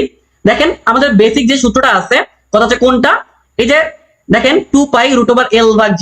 তো এইটাকে যদি আমরা একদম দুই পাশে বর্গ করে দেই, দুই পাশে আমরা যদি বর্গ করে দেই, তাহলে এই টাইপের একটা পাই। এইখান থেকে GT² সমান সমান আমরা লিখতে পারি 4π²L। এইখান থেকে সরল দোলকের ভাইয়া যে দৈর্ঘ্যটা আছে, সরল দোলকের দৈর্ঘ্যটা কিন্তু আমরা বের করতে পারি। অনেকে এটা হচ্ছে মুখস্থ করে 0.093 মিটার বা সেন্টিমিটার, এই টাইপের কিছু একটা। এই যে এল এর যে ভ্যালুটা, এল এর ভ্যালুটা, এল এর যে ভ্যালুটা সেইটা একটু দেখবেন, যেটা হচ্ছে সরল দোলকের দৈর্ঘ্য, সরল দোলকের দৈর্ঘ্য। কারণ সরল দোলকের পর্যায়কাল তো 2 সেকেন্ড, সেটা আমরা জানি। সরল দোলকের দৈর্ঘ্য বের করা যে ব্যাপারটা, 9.8 বসাবেন, 2² বসাবেন, এটা হচ্ছে কাটা যাবে সিম্পলি 9.8 ডিভাইড বাই 3.14 ইনটু 3.14, এইটা ক্যালকুলেশন করবেন। এইটা ক্যালকুলেশন করলে আমার যা আসবে সেটাই হচ্ছে সরল দোলকের দৈর্ঘ্য। অনেকে মুখস্থ করে, আমি মনে করি যে মুখস্থ করার কিছু নাই, আপনি যদি টেকনিকটা জানেন তাহলে বের করতে পারবেন। কোনো কোয়েশ্চেন আছে কারো? কোনো কোয়েশ্চেন? আই হোপ যে নাই, না থাকলে আমাদের সামনের দিকে আগে। তো এরপর আমি যদি ভুল না করি, আপনাদের এই যে প্রথম ওকে, এরপরে মেবি হচ্ছে ওই যে দশম অধ্যায়টা। দশম অধ্যায় কি আমি দেখি, তরঙ্গ তো আপনাদের নাই, তরঙ্গ তাহলে লাগবে না, তরঙ্গ থেকে হয়তো একটা কোয়েশ্চেন দিতে পারে, লাগবে না ওইটা। আচ্ছা, আদর্শ গ্যাস। এরপরে আমরা হচ্ছে আদর্শ গ্যাসে চলে যাই। আদর্শ গ্যাস থেকে কি কি দেখবেন? এখন কথা হচ্ছে ভাইয়া, আদর্শ গ্যাস থেকে 3 থেকে 4টা টপিক দেখলেই হয়ে যায়। এখন 3 থেকে 4টা টপিক কি? অবশ্যই আপনি আদর্শ গ্যাস থেকে বয়েল, চার্লস, চাপীয় সূত্র বা হচ্ছে গে লুসাক সাহেবের সূত্র এবং অ্যাভোগেড্রো সূত্র, অ্যাভোগেড্রো, তাই না? আচ্ছা, অ্যাভোগেড্রো, ওকে। এই সূত্রগুলা দেখবেন ভালো করে, কোনটা আসলে কি বলে। এই যে বয়েলের ক্ষেত্রে কোনটা কনস্ট্যান্ট থাকে, রাশিমালাটা কি হয়, চার্লসের ক্ষেত্রে কোনটা কনস্ট্যান্ট থাকে, এই ব্যাপারগুলো হচ্ছে দেখবেন। এবং P1V1 বা T1 সমান P2V2 বা T2। এখন কথা হচ্ছে এই সূত্রটা কোত্থেকে আসছে? এই যে বয়েল, চার্লস এবং গে লুসাক, এই তিনটাকে একসাথে যখন আমি সমন্বিত করি, এই যে এই তিনটা সমন্বিত করার ফলে যেই সূত্রটা আমরা পাই, এটাই কিন্তু সমন্বিতকরণ সূত্র বলা হয়ে থাকে। এইটা দ্বারা ম্যাথ করবেন, ম্যাথ প্র্যাকটিস করতে হবে। এটা থেকে, এটা দ্বারা ম্যাথ প্র্যাকটিস হচ্ছে করবেন। এখান থেকে একটা কোশ্চেন দেওয়ার সম্ভাবনা আছে, যদি ফিজিক্স অংশে না দেয় রে ভাইয়া, যদি ফিজিক্স অংশে না দেয়, কেমিস্ট্রি অংশে দেখবেন দিয়ে দিছে, কারণ কেমিস্ট্রিতেও কিন্তু এই টপিকটা হচ্ছে আমাদের আছে। ওকে, এরপরে আদর্শ গ্যাসের থেকে আর যা যা হচ্ছে আমাদের লাগবে, তো আমরা জানি নরমালি পিবি সমান এনআরটি। এখন এইটা কখন, এই যে পিবি সমান এনআরটি, এইটা কখন, এটা কি আপনার এই যে আমরা যে আদর্শ গ্যাস, বাস্তব গ্যাস সম্পর্কে কথাবার্তা বলি, এটা কি সব গ্যাস মানে না। এই জন্য কিন্তু আমরা আদর্শ গ্যাসের সংশোধন সূত্র হচ্ছে প্রতিপাদন করি, এবং সেখান থেকে আমরা পিকে এবং ভিকে, চাপ এবং আয়তনকে সংশোধন করে যে এই নতুন সূত্রটা পাই, যে পি প্লাস NA², তাই না, ডিভাইড ভাগ হচ্ছে V², ভি মাইনাস হচ্ছে এনবি সমান এনআরটি। তো এটাকে হচ্ছে ভ্যান্ডার ওয়েলস সমীকরণ বলা হয়ে থাকে, যেটা আমি লিখলাম ভাইয়া, এটাকে ভ্যান্ডার ওয়েলস সমীকরণ বলা হয়ে থাকে। এবং মাঝে মাঝে এরকম কোশ্চেন দেয় যে লেটস সে 2 মোল হাইড্রোজেনের জন্য, 2 মোল হাইড্রোজেনের জন্য ভ্যান্ডার ওয়েলস সমীকরণটা কি হবে, ভ্যান্ডার ওয়ালস সমীকরণ কি হবে, এই টাইপের কোশ্চেন কিন্তু দেয়। ঠিক আছে, এটার মধ্যে আপনি যদি বসায় দেন, তাহলে আলটিমেটলি এই যে দেখেন, এই যে আমাদের 2 মোল দেওয়া আছে, তো 2 মোলকে আমি চাইলে W/M এইভাবে ভাঙায় নিতে পারি। আচ্ছা, এখানে 2 মোল বলাই আছে, 2 মোল না বলে লেটস আমি বললাম যে 20 গ্রাম হাইড্রোজেন, তখন আপনি কিন্তু এন এর ভ্যালুটা এইভাবে বের করে নেবেন, তারপরে এখান থেকে ক্যালকুলেশন করে দিয়ে যা আসবে তা। এখন সব থেকে ইম্পর্টেন্ট, এই চ্যাপ্টারের সব থেকে ইম্পর্টেন্ট, যেটা থেকে আপনি কোশ্চেন পাবেন, ইম্পর্টেন্ট দিয়ে রাখেন, যেটা থেকে আপনি কোশ্চেন পাবেন, সেইটা হচ্ছে ভাইয়া কি বলেন তো, কি থেকে কি হইতে পারে, সেটা হচ্ছে আপনার এই যে আমাদের যা দ্য ফেমাস সূত্র, এই যে এইটা থেকে ম্যাথ আসার সম্ভাবনা অনেক বেশি। কিন্তু অনেক সময় ঘনত্ব যদি দেওয়া থাকে, তখন আমাদের এই সূত্রটা পরিহার করে এই সূত্র দিয়ে হচ্ছে ম্যাথ করতে হয়। এই দুটা সূত্রের ম্যাথ প্র্যাকটিস করবেন, এই দুটা সূত্রের ম্যাথ প্র্যাকটিস হচ্ছে করবেন। এই দুটা সূত্রে যদি আপনি মোটামুটি ভাবে ম্যাথ প্র্যাকটিস করেন, তাইলে হয়ে যাবে। এবং গামার যেই ভ্যালুগুলো আছে, গামার 3টা ভ্যালু, 1 পারমাণবিকের ক্ষেত্রে, 2 পারমাণবিকের ক্ষেত্রে, বহু পারমাণবিকের ক্ষেত্রে, এই গামার ভ্যালুগুলো একটু মাথায় রাখবেন। 1 পারমাণবিকের ক্ষেত্রে গামার ভ্যালু হচ্ছে 1.67, 2 পারমাণবিকের ক্ষেত্রে 1.40, বহু পারমাণবিকের ক্ষেত্রে 1.33। আর ডিগ্রি অফ ফ্রিডম বা স্বাধীনতার মাত্রা বলে একটা জিনিস আছে, 1 পারমাণবিকের স্বাধীনতার মাত্রার মান 3, 2 পারমাণবিকের ক্ষেত্রে 5 এবং 3 পারমাণবিক বা বহু পারমাণবিক ক্ষেত্রে হচ্ছে 6। তো এগুলোর অনেক অ্যাপ্লিকেশন আছে। কারণ আমি আপনাদের বলছিলাম যে ইকে সমান সমান 3/2 এনআরটি, এটা কিন্তু ভুল। ইকে সমান সমান, দেখেন ভাইয়া এই কনসেপ্টটা কিন্তু আমি আগেও ক্লিয়ার করে দিছি যে ইকে সমান সমান আমরা বলি না 3/2 এনআরটি, এটা কিন্তু ভুল আসলে। এখন কথা হচ্ছে ভাইয়া তাহলে সঠিক কোনটা? সঠিকটা হচ্ছে ইকে ইকুয়াল f/2 এনআরটি অথবা ইকে ইকুয়াল dov/2 এনআরটি। তাহলে দেখেন এখন কথা হচ্ছে ভাইয়া তাহলে আমার ম্যাথ কেন মিলতো?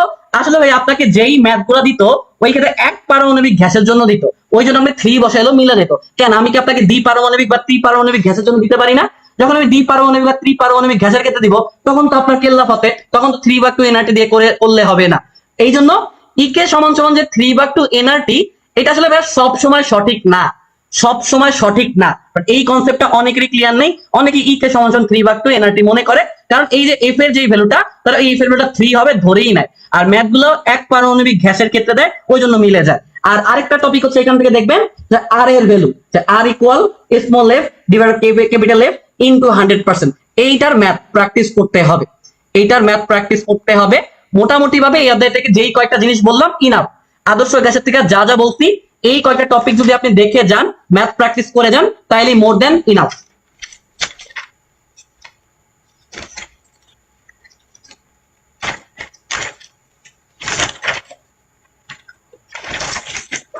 এখন আরেকটা কথা একটু বলে দেই, এই যে স্মল এফ এবং ক্যাপিটাল এফ এগুলোর পরিচয়টা অনেকেই হচ্ছে জানে না।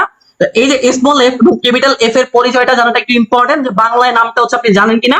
দেখেন একটা হচ্ছে বায়ু তাপমাত্রায় সম্পৃক্ত জলীয় বাষ্পের চাপ, আরেকটা হচ্ছে শিশিরাঙ্কে সম্পৃক্ত জলীয় বাষ্পের চাপ। তো দুইটাই আসলে সম্পৃক্ত জলীয় বাষ্পের চাপ, এইটাও সম্পৃক্ত জলীয় বাষ্পের চাপ। কিন্তু স্মল এফ যেটা আছে, স্মল এফ যেটা আছে এইটা কি, আর ক্যাপিটাল এফ যেটা আছে সেইটা কি? তো ভাইয়া শিশিরাঙ্কে যেটা থাকবে, শিশিরাঙ্কে শিশিরাঙ্কে যেটা থাকবে সেটাকে হচ্ছে আমরা স্মল এফ দ্বারা ডিনোট করি, আর বায়ুর যে তাপমাত্রা সে বায়ু তাপমাত্রা সম্পৃক্ত জলীয় বাষ্পের চাপটাকে ক্যাপিটাল এফ দ্বারা ডিনোট করি।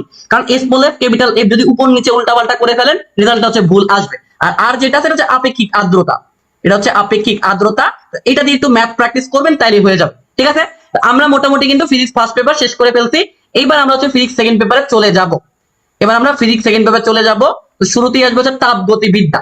আজকে রাত্রে কেউ হচ্ছে সাজেশনের টপিক গুলা রিভাইজ না দিয়ে ঘুমাবেন না, এই টপিক গুলা থেকে জিএসটি তে আসবে। কারো কোনো কোয়েশ্চেন আছে? কারো কোনো কোয়েশ্চেন থাকলে করতে পারেন, আমি একটু চেক করে নেই দেখি কারো কোনো কোয়েশ্চেন আছে কিনা।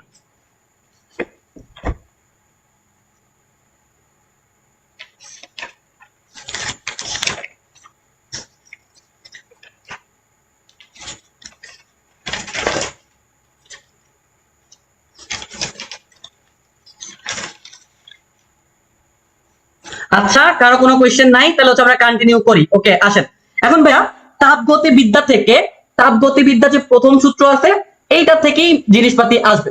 এখন ভাইয়া কথা হচ্ছে তাপগতিবিদ্যার প্রথম সূত্র কি? তাপগতিবিদ্যার প্রথম সূত্রটা হচ্ছে ডেল কিউ সমান সমান হচ্ছে ডেল ইউ প্লাস হচ্ছে ডেল ডাব্লিউ। তো এইটাকে অনেক সময় ডি কিউ সমান সমান ঢাকা ইউনিভার্সিটি প্লাস হচ্ছে ডি ডাব্লিউ আকারেও লেখা হয়। তো ডি এবং ডেল দুইটাই হচ্ছে আপনার পার্থক্য নির্দেশ করে একই কথা। এবং ভাইয়া এই যে ডেল ডাব্লিউ বা ডি ডাব্লিউ আছে এইটাকে পি ইন্টু ডিভি অথবা পি ইন্টু ডেল ভি আকারে লেখা যায়। তাহলে এইখান থেকে এইটা আমার হয়ে যায় হচ্ছে এই, ঠিক আছে? আচ্ছা এটাকে আমি হচ্ছে ডি দ্বারা লিখি, যেটা এখানে পুরো রাশিটা আমি ডি দ্বারা লিখছি। অথবা এই যে ডেল কিউ সমান সমান del U plus P into হচ্ছে ডেল ভি, এইগুলা দিয়ে একটু ম্যাথ করবেন, এই সূত্র দিয়ে ম্যাথ করবেন। এটাকে তাপগতিবিদ্যার প্রথম সূত্র বলা হয়। এবং ভাইয়া কেউ কি আমাকে বলতে পারবেন, আমি একটা কোয়েশ্চেন করি, তাপগতিবিদ্যার কোন সূত্রের উপর ভিত্তি করে থার্মোমিটার তৈরি করা হয়েছে? এর একটু আমাকে অ্যান্সার দেন তো। তাপগতিবিদ্যার কোন সূত্রের উপরে বেস করে থার্মোমিটার আবিষ্কার করা হয়েছে? এটা কেউ জানে কিন্তু দেখি তো প্লিজ, পারলে অ্যান্সারটা দিয়ে দেন, আমাদের সেকেন্ড পেপার আমরা শেষ করে দিব। তাপগতিবিদ্যার কোন সূত্রের উপরে বেসিস করে, হ্যাঁ হ্যাঁ হ্যাঁ হ্যাঁ এটা একটু বলেন, তাপগতিবিদ্যার কোন সূত্রের উপর বেসিস করে থার্মোমিটার আবিষ্কার করা হয়েছে, বা থার্মোমিটার যে আবিষ্কার করা হয়েছে এটা কোন নীতির উপর ভিত্তি করে? তাপগতিবিদ্যার কোন সূত্রের উপরে ভিত্তি করে?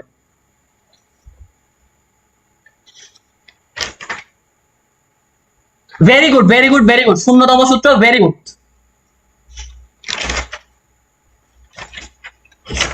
আচ্ছা very good very good very good. তো এইবার আপনারা দ্বিতীয়তে যেগুলো হচ্ছে আপনার লাগবে সেগুলো হচ্ছে ভাইয়া সিপি, সিভি এবং আর, এই তিনটা সম্পর্কে আপনি জানেন কিনা? তো ভাইয়া আমরা জানি সিপির যে ভ্যালুটা এটা হচ্ছে সিবি প্লাস আর এর সমতুল্য, তাই না? একদম বেসিক কথা। আর হচ্ছে মোলার গ্যাস ধ্রুবক, মোলার গ্যাস ধ্রুবকের মানগুলা কিন্তু আপনাকে জানতে হবে। আর এই যে গামা, গামা সমান সমান কি? গামা সমান সমান হচ্ছে সিপি ডিভাইড বাই সিবি, অথবা এটাকে আমরা চাইলে এইভাবেও কিন্তু লিখতে পারি, এবং এটাকে আমরা চাইলে এইভাবেও কিন্তু লিখতে পারি। তাহলে এই যে সিপি সিবি এবং আর, এইটা যে রিলেশনটা, এই রিলেশনটা একটু মনে রাখবেন। এই রিলেশনটা যদি মনে রাখেন তাহলে হয়ে যাবে। এবং অবশ্যই সমষ্ণ ভার্সেস রুদ্ধ তাপীয়, রুদ্ধ তাপীয়, এটা একটু রিডিং দিবেন, পার্থক্যটা রিডিং দিবেন বই খুলে। সমষ্ণ এবং রুদ্ধ তাপীয়টা হচ্ছে রিডিং দিবেন যে পার্থক্যগুলা কি কি। মনে রাখবেন সমষ্ণতে পরিবর্তন হচ্ছে আস্তে আস্তে বা ধীরে ধীরে ঘটে, রুদ্ধ তাপীয়তা হচ্ছে অনেক ফাস্ট ঘটে, ঠিক আছে? এবং রুদ্ধ তাপীয়র যে ঢাল সেটা সমষ্ণর থেকে গামা গুণ খাড়া, এগুলো হচ্ছে বইয়ের বিষয়, বাট এই সমষ্ণ এবং রুদ্ধ তাপীয় হচ্ছে ইয়া করবেন। এবার কথা হচ্ছে গতবার জিএসটিতে একটা কোয়েশ্চেন আসছে, কার্নোট চক্র আছে না ভাইয়া, কার্নোট যে চক্র, একদম সিম্পল একটা কোয়েশ্চেন আসছে যে কার্নোট চক্রতে সমষ্ণ প্রক্রিয়া ঘটে কয়টা, রুদ্ধতাপীয় প্রক্রিয়া ঘটে কয়টা। আমরা জানি এইটাও সমষ্ণ, এইটাও সমষ্ণ, এইটা রুদ্ধতাপীয় প্রক্রিয়া, এইটা রুদ্ধতাপীয় প্রক্রিয়া। আর কার্নোট চক্র হচ্ছে টোটাল 4টা ধাপে হচ্ছে ঘটে, ঠিক আছে? এটা হচ্ছে আমার সমষ্ণ সংকোচন, এটা হচ্ছে আমার সমষ্ণ প্রসারণ, তাই না? এটা হচ্ছে আমার রুদ্ধতাপীয় সংকোচন, এটা হচ্ছে আমার রুদ্ধতাপীয় প্রসারণ। এই বেসিক কোয়েশ্চেনটা আসছে যে কার্নোট চক্রে কয়টা সমষ্ণ প্রক্রিয়া ঘটে আর কয়টা রুদ্ধতাপীয় প্রক্রিয়া হচ্ছে ঘটে। এই টপিক গুলো একটু ভালো করে হচ্ছে দেখবেন। এখন কথা হচ্ছে ভাইয়া, এখান থেকে ম্যাথ আসতে পারে কিসের? ভাইয়া ম্যাথ আসতে পারে 3টা সূত্র দিয়ে। এখন 3টা সূত্র কি কি? প্রথম হচ্ছে বেসিক যে সূত্রটা আছে সেটা কোনটা? এই যে আমার সেলসিয়াস এবং আমার ফারেনহাইট এবং ক্যালভিন স্কেলের মধ্যে যে সম্পর্কটা, তোমার মনে হইতে পারে ভাই এটা তো বাচ্চা ক্লাসের। ভাইয়া বাচ্চা ক্লাসের হইলেও তোমাকে বললো যে কোন একটা ব্যক্তির দেহের তাপমাত্রা 98 ডিগ্রি ফারেনহাইট, সেলসিয়াস স্কেলে তার তাপমাত্রা কত। তো এগুলো বেসিক জিনিস, এটাতে একটু ম্যাথ প্র্যাকটিস করো, ইজি হইলে আসার সম্ভাবনা আছে, ঠিক আছে? এইবার সব থেকে ইম্পর্টেন্ট জিনিস হচ্ছে ইটা। এই যে ইটা সমান সমান 1 minus T2 divide by T1, এটা তাপ উৎসের তাপমাত্রা, এটা হচ্ছে আমার তাপ গ্রাহকের তাপমাত্রা ইনটু 100%। এই দক্ষতা থেকে কোয়েশ্চেন আসার সম্ভাবনা অনেক বেশি। দক্ষতা থেকে ম্যাথ প্র্যাকটিস করবে, এটা অনেক ইম্পর্টেন্ট, ঠিক আছে? দক্ষতা থেকে অবভিয়াসলি ম্যাথ কিন্তু প্র্যাকটিস করবা, ঠিক আছে? ওকে, তো অনেকে যেটা পেইন খায়, অনেকে যেটা পেইন খায় যে ভাইয়া এটারে আমি চাইলে T2 ভাগ T1 সমান সমান 1 মাইনাস ইটা লিখতে পারি। এইটা অনেক ইম্পর্টেন্ট। এই যে এই সূত্রটা একটু মনে রাখতে পারো। এখন কথা হচ্ছে এইটা কেন দরকার? উপরের সূত্রটা দিয়ে অনেক সময় ক্যালকুলেশন করতে গেলে আমাদের জন্য পেইন হয়ে যায়, বাট আমরা এই সূত্রটা দিয়ে যদি ম্যাথ করি আমাদের জন্য অনেক ইজি হয়ে যাবে। কারণ অনেক ক্ষেত্রে আমাকে দক্ষতার মানটা বলে দেয় এবং তাপমাত্রা, যেমন তাপ উৎস বা তাপ গ্রাহক, সেটা হচ্ছে বের করতে বলে। এখন কথা হচ্ছে কেমনে আমি বললাম কোন একটা ইঞ্জিনের দক্ষতা 60%, ঠিক আছে? তাপ উৎসের তাপমাত্রা 450 কেলভিন, তাপ গ্রাহকের তাপমাত্রা কত? এইটা হচ্ছে আপনাদের জন্য এইচডব্লিউ, এটা হচ্ছে আপনাদের জন্য এইচডব্লিউ। এইটার মধ্যে আপনি যদি বসায় দেন ভাইয়া, ট্রাস্ট মি, তাপ উৎস বা তাপ গ্রাহকের তাপমাত্রা আপনি একটা চুটকিতে বের করতে পারবেন। এবং আরেকটা সূত্র আছে, এটা সমান সমান 1 মাইনাস Q2 ডিভাইড বাই হচ্ছে Q1, এইটাও ইম্পর্টেন্ট। এবং আরেকটা হচ্ছে T2 ভাগ T1 সমান সমান Q2 ভাগ হচ্ছে Q1। কিউ এর সাথে তাপমাত্রা বা টি এর যে রিলেশন, এটা দিয়েও কোশ্চেন আসছে, দেখা গেছে। এইটা দেন এইটা, এরপর হচ্ছে এইটা, এগুলো হচ্ছে একটু ভালো করে দেখবেন, ঠিক আছে? কোনো পেইন নেই। আর আরেকটা যেটা লাগতে পারে, এখন কথা হচ্ছে কোনটা, সেটা হচ্ছে দেখেন আমরা 2টা সূত্র হচ্ছে জানি এনট্রপির ক্ষেত্রে। লাস্ট এই চ্যাপ্টার থেকে আরেকটা টপিক দেখলেই হবে, এনট্রপি। এনট্রপির ক্ষেত্রে আমরা দেখেন 2টা সূত্র হচ্ছে জানি। একটা হচ্ছে ডিএস সমান সমান হচ্ছে আমার এমএস লন T2 ভাগ হচ্ছে T1। আর আরেকটা ক্ষেত্রে আমরা যখন এনটিপি বের করি সেই ক্ষেত্রে আমরা এমএল ভাগ টি এটা দিয়ে হচ্ছে করি। এখন কথা হচ্ছে কখন এই সূত্র, কখন এই সূত্র। দেখো ভাইয়া এই যে আমার সূত্রটা আছে, এটা হচ্ছে শুধুমাত্র তাপমাত্রা চেঞ্জ হলে, শুধুমাত্র তাপমাত্রা চেঞ্জ হলে তখন এইটা। আর যদি অবস্থা চেঞ্জ হয়, যদি অবস্থা চেঞ্জ হয় তখন এই সূত্র। এখন অবস্থা চেঞ্জ হয় মানে কি? দেখো ভাইয়া একটা পানি বরফ অবস্থায় ছিল, বরফ থেকে পানি হইলো, অবস্থা চেঞ্জ হয়েছে না? পানি থেকে জলীয় বাষ্প হইলো, অবস্থা চেঞ্জ হয়েছে না? অবস্থা যদি চেঞ্জ হয় তখন এই সূত্র। এবং এখানে এল এর যে ভ্যালু, এই এল এর হচ্ছে 2টা ভ্যালু আছে, একটা হচ্ছে এল এফ এর ভ্যালু, একটা হচ্ছে এল ভি এর ভ্যালু। এই ভ্যালুগুলো তোমাকে কিন্তু জানতে হবে। এই ভ্যালুগুলো তুমি যদি না জানো তাহলে কিন্তু বিপদে পড়বা। এইগুলোর ভ্যালুগুলো হচ্ছে বই থেকে রিভিশন দিবা। এবং এইটার সাথে আরেকটা জিনিস হচ্ছে তোমাদের লাগবে। এখন কথা হচ্ছে কোনটা বলো তো ভাইয়া? আপেক্ষিক সুপ্ত তাপের যে ভ্যালুটা আছে। এখন কথা হচ্ছে ভাইয়া আপেক্ষিক সুপ্ত তাপের ভ্যালু আবার কোনগুলা? দেখো ভাইয়া বরফ, পানি এবং জলীয় বাষ্পের আলাদা আলাদা তিনটা আপেক্ষিক তাপ আছে। তো আপেক্ষিক তাপের যে ভ্যালুগুলা 4100, 4000 এগুলা কিন্তু তোমাকে দেখতে হবে, ঠিক আছে? আপেক্ষিক তাপের ভ্যালুগুলা দেখবা। এই যে দেখো বাষ্পীভবনের জন্য আর হচ্ছে তোমার ঘনীভবনের জন্য যে ভ্যালুগুলো আছে এলএফ এলভি, এগুলোর ভ্যালুগুলো হচ্ছে একটু ভালো করে দেখবা। আর আরেকটা সূত্র থেকে ম্যাথ আসতে পারে, কিউ সমান সমান এম এস ডেল থিটা বা এম এস থিটা 2 মাইনাস হচ্ছে থিটা 1, এই সূত্র থেকেও ম্যাথ আসতে পারে। এই সূত্রের ম্যাথ গুলো একটু প্র্যাকটিস করবা মোটামুটি ভাবে। এইগুলো যদি প্র্যাকটিস করে, এইটা ইম্পর্টেন্ট যে পানি থেকে বরফে গেলে এনট্রপির কি পরিবর্তন হবে। এবার যদি বলে যে 10 ডিগ্রি সেলসিয়াসের পানি থেকে 20 ডিগ্রি সেলসিয়াস পানিতে গেলে কি পরিবর্তন হবে, এই টাইপের জিনিসপাতিগুলো হচ্ছে দেখবা। এই ইজি জিনিসপাতিগুলো যদি মোটামুটি দেখতে পারো তাইলে হয়ে যাবে। তাপগতিবিদ্যা থেকে আর কিছু পড়ার দরকার নাই। এবার সবাই আমরা সামনে আগাই, বেশি সময় তোমাদের নিব না। এবার হচ্ছে স্থির তড়িৎ। স্থির তড়িৎ, চল তড়িৎ দুইটা ইম্পর্টেন্ট, বাট যেগুলো তোমাকে শেষ সময় দেখতে হবে, সব দেখার সময় নেই, সব তোমাকে দেখতে হবে না। যা যা বলবো, যতটুক বলবো, এইটুক দেখা গেলেই হয়ে যাবে। দেখো ভাইয়া, শুরুতে আমাদের কুলম্বের যে সূত্র আছে সেটা হচ্ছে আমাদের দেখতে হবে। F সমান 1/4 pi epsilon not Q1 Q2 divide ভাগ হচ্ছে D স্কয়ার। এই সূত্র দিয়ে হচ্ছে ম্যাথ আসবে। এই সূত্র দিয়ে জিনিসপাতি হচ্ছে তোমাকে দিবে, কোনটা দ্বিগুণ করলে কি হবে, এগুলো হচ্ছে দিবে। এখন এইখান থেকে সব থেকে ইম্পর্টেন্ট যে ম্যাথটা, দেখো ভাইয়া, লেটস সে আমি এইখানে একটা কিছু রাখছি, এইখানে একটা বস্তু রাখছি। এটা হচ্ছে আমার এ বস্তু, এটা হচ্ছে আমার বি বস্তু, তাই না? এখন ভাইয়া, এ বস্তুর আধানের মান আমি বললাম 2 কুলম্ব, বি বস্তুর আধানের মানটা আমি বললাম হচ্ছে 5 কুলম্ব। তারপরে বললো মাঝখানে যে কোনো একটা বিন্দুতে কি হবে, প্রাবল্যের মান 0 হবে। এই টাইপের ম্যাথ কিন্তু দেয় যে কোথায় প্রাবল্যের মান 0 হবে, তাই না? এখন এই যে লেটস সে আমরা বললাম x নামক একটা দূরত্ব, এখানে হচ্ছে 0 হবে। তবে এই ক্ষেত্রে এই ডিসটেন্সটা কত সেটা হচ্ছে আমাকে দিয়ে থাকা লাগবে। তো এই যে ডিসটেন্সটা আছে, আমি বললাম এই ডিসটেন্সটা হচ্ছে 10 মিটার। এখন সেই ক্ষেত্রে ওই যে বলে না কোথায় হচ্ছে এই কাহিনীটা ঘটবে, কোথায় প্রাবল্যের মান 0 হবে, সেই ক্ষেত্রে ভাইয়া কোথায় সেই x এর ভ্যালুটার জন্য তুমি d ডিভাইড ভাগ 1 plus root over q2 divide ভাগ q1 প্রয়োগ করে ম্যাথটা করবা। এটা হচ্ছে তোমার q1 এর ভ্যালু, এইটা হচ্ছে তোমার q2 এর ভ্যালু, এবং ডিসটেন্সের ভ্যালু কত দেওয়া আছে, 10 মিটার। এখন তুমি দেখো তো এই সূত্রের মধ্যে কোথায় তুমি আগে কি করতা, বাম পক্ষ ডান পক্ষ করতা, এইখানে একটা লিখতা সমান সমান এইখানে একটা লিখতা, কাটাকাটি করতা, তারপর অনেক ক্যালকুলেশন করে করতা, বাট কিচ্ছু করার দরকার নাই। সিম্পলি কোথায় প্রাবল্যের মান 0 হবে এই টাইপের কোশ্চেন দিলে এই x মানে হচ্ছে কোথায় সেই কাহিনীটা ঘটবে। বাকি সব জিনিসপাতি তুমি বসায় দিবা, এখান থেকে তোমার ম্যাথ হচ্ছে হয়ে যাবে। এরপরে v সমান সমান ed, এই সূত্রটা হচ্ছে আমার লাগবে। v হচ্ছে তোমার তড়িৎ বিভব, আর e হচ্ছে তোমার তড়িৎ প্রাবল্য।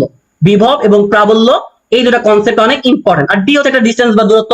বিভব এবং প্রাবল্য এই কনসেপ্টটা ভালো করে হচ্ছে দেখবা, ঠিক আছে?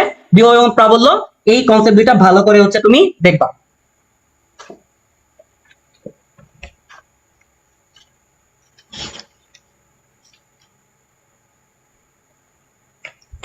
তো এইখান থেকে আর কি দেখবা, তো এখান থেকে আমাদের সিএস এবং সিপি, আমরা জানি যে ধারকের ক্ষেত্রে জিনিসটা হচ্ছে উল্টায়া যায়। ধারকের ক্ষেত্রে এটা হবে হচ্ছে এইরকম, রোধের ক্ষেত্রে কিন্তু আবার অন্যরকম, এমন করে চলতে থাকবে 1/cn পর্যন্ত। ওকে, আর এই যে সিপির ক্ষেত্রে যেটা হবে C1 C2 এমন করে করে চলবে cn অবধি। এগুলো হচ্ছে কার জন্য, ধারকের জন্য। বাট রোধের ক্ষেত্রে কিন্তু সূত্রটা উল্টা। রোধের ক্ষেত্রে সিম্পলি আমরা জানি শ্রেণীতে থাকলে নরমালি রোধগুলোকে হচ্ছে আমি যোগ করে দিই, এটা হচ্ছে একদমই বেসিক কথাবার্তা। আর এটার ক্ষেত্রে হচ্ছে আমরা সিম্পলি যেটা করি যে 1/R1 1/R2 এমন করে করে সিম্পলি হচ্ছে তোমার চলতে থাকবে। এখানে হচ্ছে 1 ভাগ আসবে, এখানে একটা হচ্ছে 1 ভাগ আসবে, এমন করে করে 1 ভাগ হচ্ছে Rn অবধি চলতে থাকবে। এটা হচ্ছে রোধের ক্ষেত্রে। তো রোধ এবং ধারকের ক্ষেত্রে যেটা হয়, শ্রেণীর সূত্রটা প্যারালালে কনভার্ট হয়ে যায়, প্যারালালের সূত্রটা হচ্ছে শ্রেণীতে কনভার্ট হয়ে যায়, ঠিক আছে? এই ব্যাপারটা কিন্তু একটু ভালো করে দেখবা। এবং কথা হচ্ছে ভাইয়া, আরেকটা কথা আমি তোমাকে বলে দেই যে তোমরা নরমালি দুইটা রোধ বা ধারক যদি ইয়াতে থাকে, তোমার সমান্তরালে থাকে, তাহলে তোমরা নরমালি যেটা করো যে 1/5 বা 1/5 হোল ইনভার্স 1 এইভাবে হচ্ছে ক্যালকুলেশনটা করো। বাট এইভাবে না করে তোমরা যেটা করবা গুণফল বাই যোগফল, গুণফল ভাগ হচ্ছে যোগফল। অর্থাৎ দুইটা জিনিস যদি প্যারালালি থাকে, তাহলে ধরো যে 5 ওহম এবং 5 ওহম মানে দুইটা জিনিস হচ্ছে তোমার প্যারালালি আছে, তাহলে গুণফল হচ্ছে 25, যোগফল হচ্ছে 10, আলটিমেটলি তুল্য রোধটা হবে হচ্ছে 2.5। এটা দিয়ে হচ্ছে করবা দুইটা রোধ যদি তোমার এইভাবে সমান্তরালে থাকে, ঠিক আছে? তোমরা সিম্পলি যে এইভাবে না করে গুণফল বা যোগফল এই নিয়ম দিয়ে হচ্ছে করবা, দেখবে এটা দিয়ে জিএসটিতে একটা জিনিস কমন করার চান্সেস আছে, এবং এই চান্সটা হচ্ছে খুবই বেশি, ঠিক আছে? এটা হচ্ছে একদমই বেসিক কথাবার্তা। এরপরে এই চ্যাপ্টার থেকে আর যা যা লাগতে পারে সেইগুলো আমি যদি তোমাকে একটু বলে দেই। এখন ভাইয়া এই চ্যাপ্টার থেকে খুব বেশি কঠিন কিছু দেয় না, তবে একদম বেসিক যে জিনিসগুলো হচ্ছে দেয়, ওই যে কোথায় শূন্য হবে ওই ব্যাপারটা তো আমি তোমাকে বলেই দিলাম। তারপরে তোমার যদি মনে থাকে ক্লাসে বর্গক্ষেত্রের 4টা বিন্দুর মধ্যে 3 বিন্দুতে হচ্ছে আধানের মান এত, চতুর্থ বিন্দুতে আধানের মান কত, এই টাইপের ম্যাথ করাইছিলাম, ওই টাইপের ম্যাথ কিন্তু তোমার আসতে পারে। তো সিম্পলি আমি তোমাকে যদি একটা ইজি দেখাই, তো লেটস সে এটা হচ্ছে আমার একটা বর্গক্ষেত্র, লেটস সে এটা হচ্ছে আমার একটা বর্গক্ষেত্র। তো বর্গক্ষেত্রের 4 কোণায় হচ্ছে 4টা আধান থাকবে, এবং মনে রাখবা চিরজীবন 4টা আধানের যোগফল হচ্ছে 0 হয়। এখানে আমি 6 কুলাম নিলাম, এখানে আমি -5 কুলাম নিলাম, এখানে -8 কুলাম নিলাম। তো লেটস সে এই বিন্দুতে আধানের মানটা হচ্ছে কত, তাহলে এটা যদি আমার Q1 হয়, এটা যদি আমার Q2 হয়, Q3 Q4 হয়, তাহলে আলটিমেটলি আমরা লিখতে পারবো Q1 প্লাস হচ্ছে Q2 প্লাস হচ্ছে Q3 প্লাস হচ্ছে Q4 সমান সমান হচ্ছে 0। তো এইখান থেকে সিম্পলি আমি যে Q4 এর মানটা বের করতে চাই, এখানে হচ্ছে -13, তাহলে -13 হলে -7, এটা হয়ে যাবে +7 কুলাম এখানে, তাহলে আলটিমেটলি আমার অ্যানসারটা হয়ে যাবে হচ্ছে +7 কুলাম। এখন তুমি সবগুলাকে যোগ করে দেখো, 7 6 13, 8 5 13, আলটিমেটলি ডেল কিউ বা টোটাল যে আধানটা সেটা কিন্তু 0 হয়ে গেল। এগুলো কিন্তু একদম বেসিক জিনিসপাতি, এইসব বেসিক জিনিসপাতি কিন্তু তোমাকে দিয়ে চেক করতে পারে। এখন কথা হচ্ছে ভাইয়া আর কিছু কি লাগবে, তো এখান থেকে আর ধারকের সঞ্চিত শক্তি লাগবে, ধারকের সঞ্চিত শক্তি, ধারকের সঞ্চিত শক্তির ব্যাপারগুলো হচ্ছে দেখবা। এখন ধারকের সঞ্চিত শক্তি থেকে হচ্ছে কি দিতে পারে বা সূত্রটা কি ছিল, দেখো ভাইয়া ই সমান সমান ছিল হচ্ছে হাফ সিভি স্কোয়ার, বাট আমরা জানি কিউ সমান সমান সিভি। ধারকের সঞ্চিত শক্তি এই সূত্রটা হচ্ছে টোটাল 3টা ভাগে হচ্ছে ভাগ করা যায়, এইটা একটা লেখা যায়, আবার half Q square divide by C এইভাবে হচ্ছে লেখা যায়। এখন কোন সূত্র দিয়ে আমি ম্যাথ করব সেইটা আর কি ভাইয়া ডিপেন্ড করবে যে তোমার কোন কোন কিসের কিসের ভ্যালু দেওয়া আছে। এবং সমান্তরাল পাত ধারকের ক্ষেত্রে, সমান্তরাল পাত ধারকের ক্ষেত্রে ধারকত্ব সি এর মানটা যে epsilon not A divide by হচ্ছে ডি, এইটা ইম্পর্টেন্ট। এটা দিয়ে ম্যাথ প্র্যাকটিস করবা, এটা দিয়ে ম্যাথ প্র্যাকটিস হচ্ছে করবা। এইটুক তুমি যদি ভাইয়া মোটামুটি ভাবে করো তাহলে খেলা কিন্তু শেষ, এইটুক দিয়ে তুমি ক্যালকুলেশন করো তাহলে খেলা কিন্তু শেষ। আর আরেকটা জিনিস মনে রাখবা, সিপি ভাগ সিএস এইটা সমান সমান এন স্কোয়ার, আবার আর এস ভাগ আরপি এইটা সমান সমান এন স্কোয়ার। এখন কথা হচ্ছে ভাইয়া এই যে এই দুইটা আবার কি দিলেন, এখন কথা হচ্ছে ভাইয়া ধরো এই যে আমার 5টা রোধ আছে, 5টা রোধ আছে, 5টা রোধ রে আমি একবার শ্রেণীতে লাগাইলাম, একবার আমি সমান্তরালে লাগাইলাম। এখন তুল্য রোধের যে মানটা আছে সেইটা শ্রেণীতে যে তুল্য রোধের মান আসলো, সমান্তরালে যে তুল্য রোধের মান আসলো সেটার কয় গুণ, তাহলে দেখো এই সূত্র দিয়ে হচ্ছে করা যায়। তুমি বেসিকলি যেটা করতা 5টা রোধের জন্য আগে শ্রেণী বের করতা, এরপরে প্যারালাল বের করতা, এরপরে একটা একটা কয় গুণ সেটা করতা, বাট এত কিছু করার দরকার নাই। সিম্পলি 5টা রোধ থাকলে অ্যান্সার হবে 25, 4টা রোধ থাকলে অ্যান্সার হবে 16, 3টা রোধ থাকলে অ্যান্সার হবে 9 গুণ। তাহলে আবার বলতেছি এই দুটো একটু মনে রাখবা।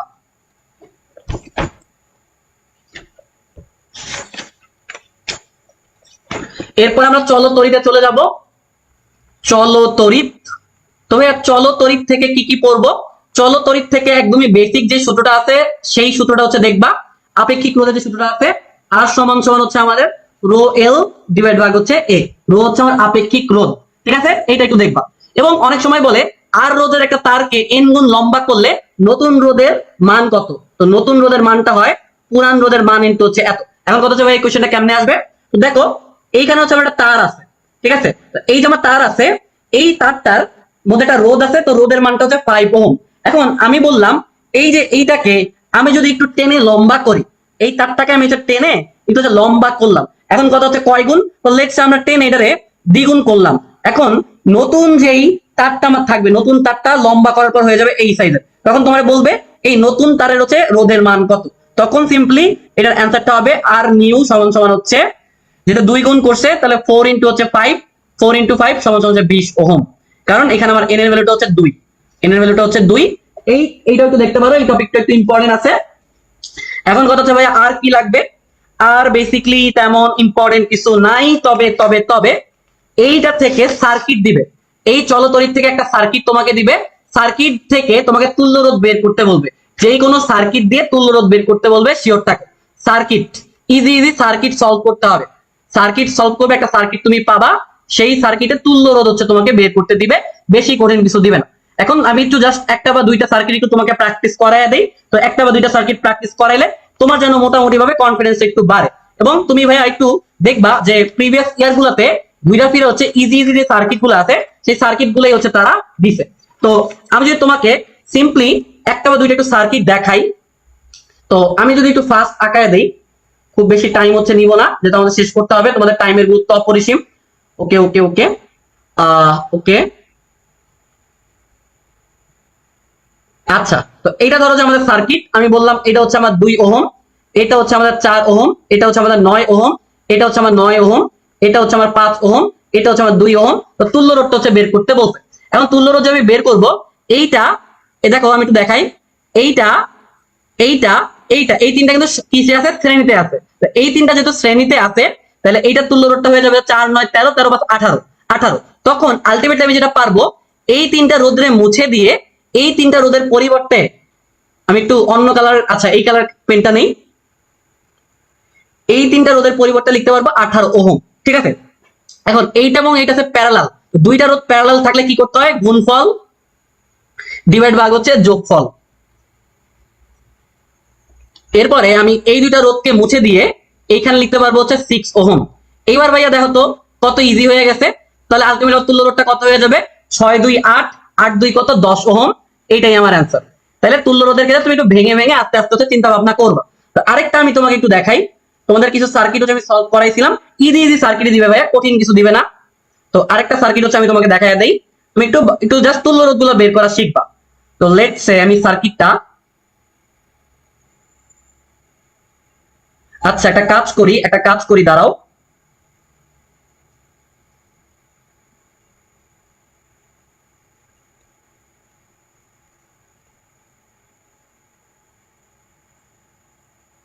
ওকে, তো এই যে আমার এ বিন্দু, এটা হচ্ছে আমার বি বিন্দু, তো এ ও বিন্দু হচ্ছে তুল্য রোধ আমাকে বের করতে হবে। এটা বলি 2 ওহম, এটা 2 ওহম, লেটস সে এইটা আমার 4 ওহম, এবং এইটা আমার 12 ওহম, মাঝখানেরটা 12 ওহম, এইটাও 12 ওহম।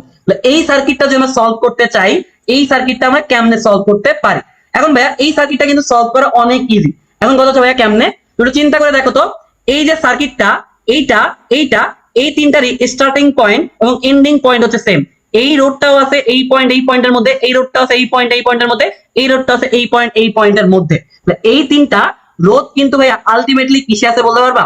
এই তিনটা রোধ কিন্তু আলটিমেটলি প্যারালালি আছে। তো প্যারালালে যদি থাকে, এখন তিনটার মধ্যে আমি দুটা দুটা করে ক্যালকুলেশন করি। তো লেটস সে এই যে 12 সাথে 12 প্যারালাল, এটার সাথে হচ্ছে 12 প্যারালাল। আমি প্রথমে 12 সাথে 12টা যদি প্যারালাল করি, গুণফল ডিভাইড ভাগ হচ্ছে যোগফল। ঠিক আছে, গুণফল ডিভাইড ভাগ যোগফল। এইটারে আমরা চাইলে সিম্পলিফাই করে কেটে ছোট করতে পারবো। তাহলে এইটা হয়ে যাবে হচ্ছে এইরকম, আমি যদি ভুল না করি, তাহলে 6 বারং হচ্ছে 72। তাহলে এই দুটার পরিবর্তে আমি পেলাম 6, পরবর্তীতে 12 এবং 6 এই দুটো হচ্ছে প্যারালালি আছে। তাইলে এই যে এইটা এবং এই দুইটার পরিবর্তে আমি পাইলাম হচ্ছে 6, সেই 6 সাথে 12 প্যারালালি কানেক্টেড আছে। এখান থেকে আমাদের হবে গুণফল ডিভাইড ভাগ হচ্ছে যোগফল। তাহলে এইখান থেকে আমরা পাবো হচ্ছে 4। তাহলে এই রোধটা আমরা কেটে দিতে পারি, এই তিনটা রোধের আলটিমেটলি যদি আমি কেটে দেই, সবগুলোর পরিবর্তে আমরা পাবো হচ্ছে 4। সবগুলা এই তিনটা রোধের পরিবর্তে আমি পাবো হচ্ছে 4। তাহলে আমি যেটা করতে পারি, এই সার্কিট থেকে এই সব কিছু মুছে দিয়ে সিম্পলি এইখানে আমি জাস্ট এটা 4 ওহম মানে হচ্ছে একটা রোধ লিখতে পারি। তো ভাই বাকিটুক তো অনেক ইজি, 4 এবং 4 এই দুটো হচ্ছে প্যারালালি কানেক্ট আছে, গুণফল ভাগ যোগফল। এরপরে বাকি তিনটা হচ্ছে সমান্তরালে কানেক্ট থাকবে, তুল্য রোধটা হচ্ছে বের করে ফেলবা। ঠিক আছে, এটুকু হচ্ছে বাসায় তোমাদের জন্য এইচডব্লিউ রাখলাম। ঠিক আছে, তো এরকম কিছু ইজি ইজি সার্কিট হচ্ছে প্র্যাকটিস করবা, দেখবা এগুলোর মধ্যে থেকে হচ্ছে কমন করে গেছে। আর এই অধ্যায় থেকে তেমন ইম্পর্টেন্ট কিছু নাই, তবে এই যে পি ইকুয়াল ভিআই এই সূত্র দিয়ে হচ্ছে ম্যাথ আসে। কোন সূত্র বলতো? এই যে পি ইকুয়াল হচ্ছে ভিআই, এই সূত্রটা দিয়ে হচ্ছে ম্যাথ আসে। এবং কারেন্ট বিলের ম্যাথ দেয় না, তবে আমি তোমাদের সাজেস্ট করবো কারেন্ট বিলের ম্যাথ কিন্তু আমি তোমাকে করাই দিছি, সেই কারেন্ট বিলের ম্যাথ হচ্ছে করার জন্য। এবং বাতির ক্ষেত্রে একটা ম্যাথ দেয়, বাতি কয়টা বাতি লাগানো যাবে, সেই ক্ষেত্রে হয়ে যাবে এনপি সমান সমান হচ্ছে ভিআই। বাতির ম্যাথ যদি দেয়, অলরেডি জিএসসি তে আসছিল, বাতির ম্যাথ হচ্ছে এই সূত্র দিয়ে আমরা করবা। এন মানে হচ্ছে কতগুলা বাতি লাগানো যাবে, এন মানে হচ্ছে কতগুলা বাতি লাগানো যাবে। আর এখান থেকে এইচ সমান সমান ভিআইটি, আর এটা সমান সমান এম এস ডেল থিটা, এই সূত্র দিয়ে হচ্ছে ম্যাথ দেয়। আবার এইচ সমান সমান আমরা চাইলে ভি স্কয়ার ডিভাইড ভাগ হচ্ছে ভি স্কয়ার ডিভাইড ভাগ হচ্ছে, যেটা আমি আচ্ছা ভিআইটি, তাহলে আমরা জানি পি সমান সমান হচ্ছে ভিআই। এইখান থেকে আমরা এইচ সমান সমান যেটা লিখতে পারবো সেটা হচ্ছে ভি স্কয়ার টি ডিভাইড ভাগ হচ্ছে আর। এই রিলেটেড যে ব্যাপারগুলো আছে, পি ইকুয়াল ভিআই, তবে ডাব্লিউ সমান সমান কি, এইগুলো একটু হচ্ছে দেখবা, এগুলো দেখলেই হয়ে যাবে। তো আমি একটু বলে দেই, ডাব্লিউ সমান সমান আছে হচ্ছে আই স্কোয়ার আর টি, এরপর হচ্ছে ভি আই টি, এরপর হচ্ছে V square T divide by হচ্ছে আর। এই টাইপের যে সূত্রগুলো আছে এই সূত্রগুলো দিয়ে ভাই অনেক ইজি ইজি ম্যাথ দেয়, এইগুলো দিয়ে একটু ম্যাথ প্র্যাকটিস করবা তাইলেই হয়ে যাবে এই অধ্যায় শেষ। এগুলা দিয়ে ম্যাথ প্র্যাকটিস করবা তাইলেই হয়ে যাবে। এবার সব ভৌত আলোক বিজ্ঞান। ভৌত আলোক বিজ্ঞান অনেক ইজি। এখন কথা হচ্ছে ভাই ভৌত আলোক বিজ্ঞানের কি কি পড়বো? ভাইয়া ভৌত আলোক বিজ্ঞান এতটাই ইজি যে বলার বাইরে। ভৌত আলোক বিজ্ঞান থেকে তুমি যে সূত্রগুলো দেখবা, সূত্র থেকে কোয়েশ্চেন আসে, সূত্রগুলো দেখবা। এখন কথা হচ্ছে ভাই কিসের সূত্র দেখবো? তুমি সিম্পলি ব্যতিচারের সূত্র দেখবা এবং অপবর্তনের সূত্রগুলো হচ্ছে দেখবা, তাইলেই হয়ে যাবে। এবং চরম প্লাস অবমের যে বিষয়টা আছে, চরম হইলে কি হয়ে যায়, অবম হইলে কি হয়ে যায়, এগুলো তোমাদের আমি পড়াইয়া দিছি। এই বিষয়গুলো একটু হচ্ছে দেখবা, কারণ ভৌত আলোক বিজ্ঞান থেকে কখনোই জিএসটি কোয়েশ্চেন বেশি কঠিন করে না। দেখবা যে বেসিক যে সূত্রগুলো আছে ওই সূত্রগুলো থেকে ডিরেক্ট তুলে দেয়, বা এই সূত্রগুলো নিয়ে হচ্ছে টুকটাক একটু আলোচনা করে, বা ঘুরা ফিরা যে সূত্রের মধ্যে সীমাবদ্ধ থাকে। ঠিক আছে, খুব কঠিন কিছু দেখার হচ্ছে দরকার নাই। তবে এই চ্যাপ্টারের মধ্যে তরঙ্গের একটা ব্যাপার আছে, তরঙ্গ দৈর্ঘ্য। বেতারের তরঙ্গ দৈর্ঘ্য কত? তো তরঙ্গ দৈর্ঘ্যের সীমা, তরঙ্গ দৈর্ঘ্যের সীমা এটা মুখস্থ টপিক। এই টপিকটা একটু দেখবা যে কোনটা তরঙ্গ দৈর্ঘ্যের রেঞ্জ কত। তো অতি মগা রঞ্জন তোমার যে রেডিওর মধ্যে দৃশ্য আঁকে এই টাইপের একটা সূত্র দিয়ে আমি কিন্তু তোমাকে এইগুলা হচ্ছে পড়াই দিছিলাম। তো এই বিষয়গুলো কিন্তু একটু ভালো করে দেখবা। তোমরা ব্যতিচার অববর্তনের সূত্র দেখবা, তরঙ্গের যেই রেঞ্জ বা সীমা আছে সেইটা একটু হচ্ছে দেখবা। ঠিক আছে, এখন কথা হচ্ছে যদি ম্যাথ আসে এই চ্যাপ্টার থেকে কি ম্যাথ আসতে পারে? এই চ্যাপ্টার থেকে ম্যাথ আসার সম্ভাবনা খুবই কম, বা যদি আসে তাহলে তোমার যে তরঙ্গ দৈর্ঘ্য থেকে না দিলেও তোমার একটু আমি বলে দিই, তারপরেও আমি কিছুই মিস করতে চাচ্ছি না। দেখো ভাইয়া তোমাদেরকে একটা সূত্র আমি পড়াইছিলাম, এই যে মিউ এ বি এটা সমান সমান হচ্ছে তোমার মিউ এ ভাগ হচ্ছে মিউ বি সমান সমান হচ্ছে ভি বি ভাগ হচ্ছে ভি এ সমান সমান ল্যামডা বি ডিভাইড ভাগ হচ্ছে ল্যামডা এ সমান সমান সি বি ডিভাইড ভাগ হচ্ছে সি এ। ঠিক আছে, আবার এটাকে 1 ভাগ মিউ ইন্টু এ সাপেক্ষে বি না বলে বি এর সাপেক্ষে এ বলা যায়। এই যে বিশাল একটা সূত্র লিখছি না, তুমি ভাইয়া এই সূত্র দিয়ে একটু ম্যাথ প্র্যাকটিস করো। এই সূত্র দিয়ে ম্যাথ বেশি ইম্পর্টেন্ট না, মোটামুটি। পথ পার্থক্য দশা পার্থক্য তো আগেই বলে দিছি, পথ পার্থক্য দশা পার্থক্য আগেই বলে দিছি। আর আরেকটা জিনিস হচ্ছে দেখবা, ডোরা প্রস্থ আর হচ্ছে ডোরা ব্যবধান, তাইলেই হবে। এই চ্যাপ্টার থেকে বেশি জিনিস আসবে না। এইখানে যতটুকু বললাম এগুলোর পাশাপাশি জাস্ট এই দুইটা টপিক যদি তুমি দেখে যাইতে পারো, এই সূত্র, ডোরা প্রস্থ, ডোরা ব্যবধান, আর উপরে যেটা আর কি লিখছি যে তোমার পানির সাপেক্ষে পানিতে যদি প্রতিসরাঙ্ক এত হয়, বায়ুতে প্রতিসরণাঙ্ক কত, যে বায়ুতে বেগ এত হয়, পানিতে বেগ কত, এই টাইপের ইজি জিনিসপাতি হচ্ছে দিবে। ঠিক আছে, আর কিছু লাগবে না। এবার আসো আধুনিক পদার্থবিজ্ঞানের সূচনা। ঠিক আছে, আমরা আচ্ছা দেখি, ভৌত আলোক বিজ্ঞান তো আমাদের শেষ। তো ভৌত আলোক বিজ্ঞান আমাদের যদি শেষ হয়, ওকে, তো এইবার আমরা হচ্ছে চলে যাই আধুনিক পদার্থবিজ্ঞানের সূচনা। দেখো আমরা শেষ টাইমে চলে আসছি, আর 10 মিনিট লাগবে। আধুনিক পদার্থ বিজ্ঞানের সূচনা। এখন কথা হচ্ছে স্যার আধুনিক পদার্থবিজ্ঞানের সূচনা থেকে কি কি পড়বো? তো ভাইয়া এখান থেকে দৈর্ঘ্যের যেই তোমার আপেক্ষিকতা, ভরের যেই আপেক্ষিকতা এবং তোমার যেই সময়ের আপেক্ষিকতা, এই তিনটা জিনিস দেখলেই হয়ে যাবে। এই তিনটা জিনিস দিয়ে ম্যাথ দেওয়ার সম্ভাবনা অনেক বেশি। ঠিক আছে, তো এই তিনটা জিনিস আমি যদি তোমাকে একটু লিখে দেই, তারপর আমি তোমাকে টোটাল 6টা সূত্র শিখাইছিলাম। 3টা সূত্র তো তোমরা জানোই, যে L equal L not into 1 minus V square ভাগ সি স্কোয়ার। এরপরে আমার ইভেনচুয়ালি এম সমান সমান এম নট ডিভাইড ভাগ root over 1 minus V square ভাগ সি স্কোয়ার। এরপরে তোমার টি সমান সমান টি নট ডিভাইড ভাগ root over 1 minus V square ভাগ সি স্কোয়ার। কিন্তু অনেক সময় বেগ বের করতে দেয়, যদি বেগ বের করতে দেয় তখন আমি তোমাকে বলছিলাম এই যে বেগ সমান সমান রুট ওভার 1 মাইনাস এল ভাগ এল নট স্কোয়ার ইন্টু সি, এটা দিয়ে করবা। আবার এখান থেকেও বেগ বের করতে দেয়, এখান থেকেও বেগ বের করতে দেয়। এইখান থেকে হয়ে যাবে হচ্ছে তোমার, যেহেতু এটা হয়ে যাবে এম নট বা এম হোল স্কোয়ার ইন্টু হচ্ছে সি, এটা হয়ে যাবে root over 1 minus T not divide by T whole square into হচ্ছে সি। যদি তোমাকে দৈর্ঘ্য, ভর এবং টি বের করতে বলে তাহলে এইগুলা, আর যদি বেগ বের করতে বলে এইটা এইটা এইটা, এই তিনটা সূত্র দিয়ে হচ্ছে করবা। এবং ভাই মনে রাখবা অনেকের এই যে কখন আমি এল ধরবো, এম ধরবো, টি ধরবো, আর কখন এল নট ধরবো, এম নট ধরবো এবং টি নট ধরবো, এটা হচ্ছে বোঝা। তো মনে রাখবা ভাইয়া একদমই আদি অবস্থায় যেটা থাকবে, সেগুলাকে আমরা সবসময় হচ্ছে L not, M not, T not হচ্ছে ধরবো। টি নট সবসময় আদি অবস্থায়, আর এগুলা কখন গতিশীল অবস্থায় অথবা ভুলভাল যেগুলো আমরা মাপি আপেক্ষিকতার কারণে ভুলভাল যেগুলো আমরা মাপি সেগুলো হচ্ছে এলএমটি। অর্থাৎ যখন আমাকে আদি অবস্থায় বা প্রকৃত অবস্থায় বলবে তখন আমাকে L not M not T not বুঝে নিতে হবে। আর যখন আমাকে বলবে যে তোমার গতিশীল অবস্থায় বা আকাশে যাচ্ছে ওই অবস্থায় আমি মাপবো তখন সেটা হচ্ছে এল এম টি হবে। এটা কিন্তু অনেকেরই প্রবলেম হয়, সেজন্য আমি বলে দিলাম। এরপরে ভাইয়া আরো কিছু টপিক তোমার লাগবে। দেখো আমরা জানি মোট শক্তি সমান সমান এমসি স্কয়ার, আবার আমরা জানি মোট শক্তি সমান সমান গতি শক্তি প্লাস বিভব শক্তি। এইখান থেকে আমরা গতি শক্তি সমান সমান যেটা লিখতে পারি সেটা হচ্ছে মোট শক্তি মাইনাস বিভব শক্তি, কারণ বিভব শক্তি ইপি সমান সমান হচ্ছে আদি অবস্থায় ভর ইনটু হচ্ছে সি স্কয়ার। এখান থেকে আমরা গতি শক্তি সমান সমান লিখতে পারি এইটা। এই সূত্র দিয়ে ম্যাথ অনেক ইম্পর্টেন্ট, এই সূত্র দিয়ে ম্যাথ অনেক ইম্পর্টেন্ট। তো এইটা দিয়ে হচ্ছে তোমরা ম্যাথ একটু প্র্যাকটিস করবা। এরপরে equal H C divide by lambda, এইটা অনেক ইম্পর্টেন্ট। এই চ্যাপ্টার থেকে দুইটা ম্যাথ আসার চান্সেস আছে। এইটা দিয়ে হচ্ছে ম্যাথ প্র্যাকটিস করবা, ম্যাথ করতে হবে, এইখান থেকে হচ্ছে ম্যাথ করতে হবে। এই দুটো টপিক থেকে তুমি যে ম্যাথ দেখো দেখবা যে মোটামুটি বেশ ভালোই করতেছো। আর আরেকটা যেটা আছে যে ডাব্লিউ নট সমান সমান এইচসি ডিভাইড বাই হচ্ছে ল্যামডা নট। এখন এইটা আসলে দেয় না খুব বেশি, তারপরেও আমি তোমাকে একটু বলে দেই এই ল্যামডা নট কে বলা হচ্ছে সূচন তরঙ্গ দৈর্ঘ্য, সূচন তরঙ্গ দৈর্ঘ্য। আর এইটাকে বলা হচ্ছে কার্যাপেক্ষক, কার্যাপেক্ষক। এবং এইটাকে আমরা চাইলে এইভাবে লিখতে পারি। সেই ক্ষেত্রে এই এফ নট কে বলা হয় হচ্ছে সূচন কম্পাঙ্ক। এই টপিকটা ইম্পর্টেন্ট না কিন্তু দিতে পারে, এই যে যা যা বলে দিলাম এই যে এইখানে দিলেও কিন্তু দিতে পারে। এরপর আমরা জানি পি ইকুয়াল হচ্ছে এমভি, এবং এইটাকে আমরা যদি চাই দেখো ই ডিভাইড বাই সি আকারে লিখতে পারি, আবার আমরা যদি চাই এইচ ডিভাইড বাই ল্যামডা আকারেও লিখতে পারি।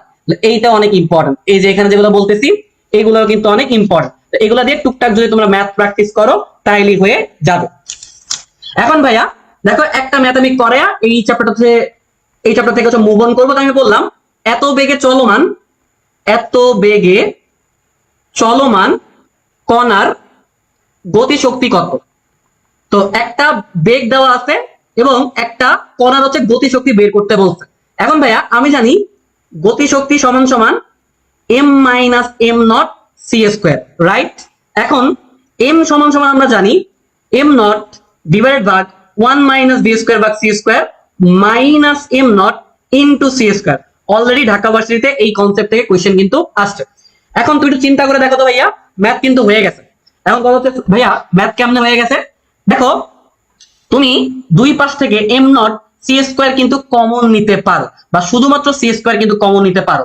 বা এখান থেকে আমরা ইভেন্চুয়ালি যেটা করব 1 ভাগ রুট ওভার 1 মাইনাস লেটস একটা কাজ করি, কি করব আমরা এখান থেকে M not C square common নেই। এম নট সি স্কোয়ার যদি কমন নেই এখান থেকে থাকবে হচ্ছে -1, আর এখান থেকে যদি M not C square common নেই এখানে থাকবে হচ্ছে ভি স্কোয়ার ডিভাইড বাই হচ্ছে সি স্কোয়ার। তাহলে দেখো ভাইয়া এই ম্যাথটা এই টাইপের ম্যাথ কিন্তু দিতে পারে। তো পরবর্তী লাইনে আমরা যেটা লিখতে পারবো, এখন পরবর্তী লাইনে কি লিখবো, এখন ভি এর ভ্যালুটা কত, ভি এর ভ্যালুটা হচ্ছে এইটা, তাহলে ভি স্কোয়ার ভ্যালুটা কত এইটা। এইখান থেকে আমরা যে ক্যালকুলেশন করি, এখান থেকে যে আমরা ক্যালকুলেশন করি তাহলে এখান থেকে আমাদের থাকবে √2 - 1 into M not C square. √2 এর মান আমরা জানি, তাহলে এখান থেকে 1 রে বিয়োগ করে দিলে থাকে হচ্ছে এইটা ইনটু হচ্ছে এম নট সি স্কোয়ার। এইটাই আমাদের অ্যান্সার, এইটাই হচ্ছে আমাদের অ্যান্সার। এটা ঢাকা ভার্সিটিতে অলরেডি আসছিল, এই টাইপের কনসেপ্ট থেকে কিন্তু আসতে পারে।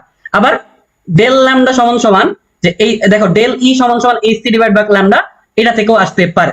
ঠিক আছে, এরপরে আমাদের আর কোন চ্যাপ্টার আছে, নিউক্লিয়ার পদার্থবিজ্ঞান নাকি পরমাণু মডেল, আর হচ্ছে নিউক্লিয়ার পদার্থবিজ্ঞান। তো নিউক্লিয়ার পদার্থবিজ্ঞান হচ্ছে আমরা মুভ অন করি।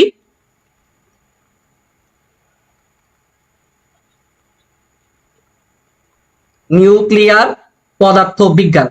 এখন ভাইয়া নিউক্লিয়ার পদার্থবিজ্ঞানের থেকে তোমার যতটুকু পড়া উচিত হবে বা যতটুকু তুমি পড়বা সেটুকু আমি তোমাকে বলে দিই। তো শক্তি আসতে পারে হাইড্রোজেন পরমাণুর। তো আমি তোমাকে শিখেছিলাম যে ই এর যেই ভ্যালুটা সিম্পলি তোমাকে যত কক্ষপথের জন্য বের করবে তুমি হচ্ছে এই সূত্র হচ্ছে অ্যাপ্লাই করে বের করবা। দ্বিতীয় কক্ষপথের জন্য যদি হাইড্রোজেন পরমাণু শক্তি বের করতে বলে এখানে 2 বসায় দিবা, তো দ্বিতীয় কক্ষপথের জন্য এখান থেকে তোমার ভ্যালুটা চলে আসবে, যা আসবে তা। তৃতীয় কক্ষপথ বললে হচ্ছে এখানে 3 বসায় দিবা, 3 বসায় দিলে আসবে হচ্ছে 9 দিয়ে আমরা যে ক্যালকুলেশন করি এখান থেকে চলে আসবে হচ্ছে এইটা। ঠিক আছে, তাহলে এই যে সূত্রটা এগুলো কিন্তু আমি তোমাদের পড়াইয়া দিছি, এগুলা কিন্তু আমি তোমাদেরকে খুব ভালোভাবে পড়াইয়া দিছি, ঠিক আছে? এইটা হচ্ছে দেখবা। এরপরে ভাইয়া অর্ধায়ু গড়ায়ু ইম্পর্টেন্ট, অর্ধায়ু গড়ায়ুর ম্যাথ, অর্ধায়ু আছে গড়ায়ুর ম্যাথ আসার সম্ভাবনা অনেক বেশি। অর্ধায়ু গড় আয়ু অনেক ইম্পর্টেন্ট। এবং আরেকটা যে সূত্র দিয়ে হচ্ছে ম্যাথ আসবে সেটা হচ্ছে একদম বেসিক সূত্র, একদম বেসিক সূত্র। এগুলা দিয়ে হচ্ছে ম্যাথ প্র্যাকটিস করবা, এই সূত্রটা দিয়ে ম্যাথ প্র্যাকটিস করবা, ঠিক আছে? এটা দিয়ে ম্যাথ প্র্যাকটিস করবা, এখান থেকে ম্যাথ প্র্যাকটিস করবা, তাইলেই মোটামুটি ভাবে এই চ্যাপ্টারে কিন্তু কিছুই থাকে না। আর তোমরা আর যেগুলো হচ্ছে দেখতে পারো, ওই ভর শক্তি বন্ধন ত্রুটি এগুলো দিবে না, এগুলো দেওয়ার সম্ভাবনা হচ্ছে খুবই কম। তেজস্ক্রিয়তা কনসেপ্ট একটু দেখতে পারো। আর আমার ক্লাস নোট তো তোমাদের কাছে আছেই, যারা যারা হচ্ছে আমাদের কোর্সে ছিল, যাদের নাই তাদেরও পেইন নাই।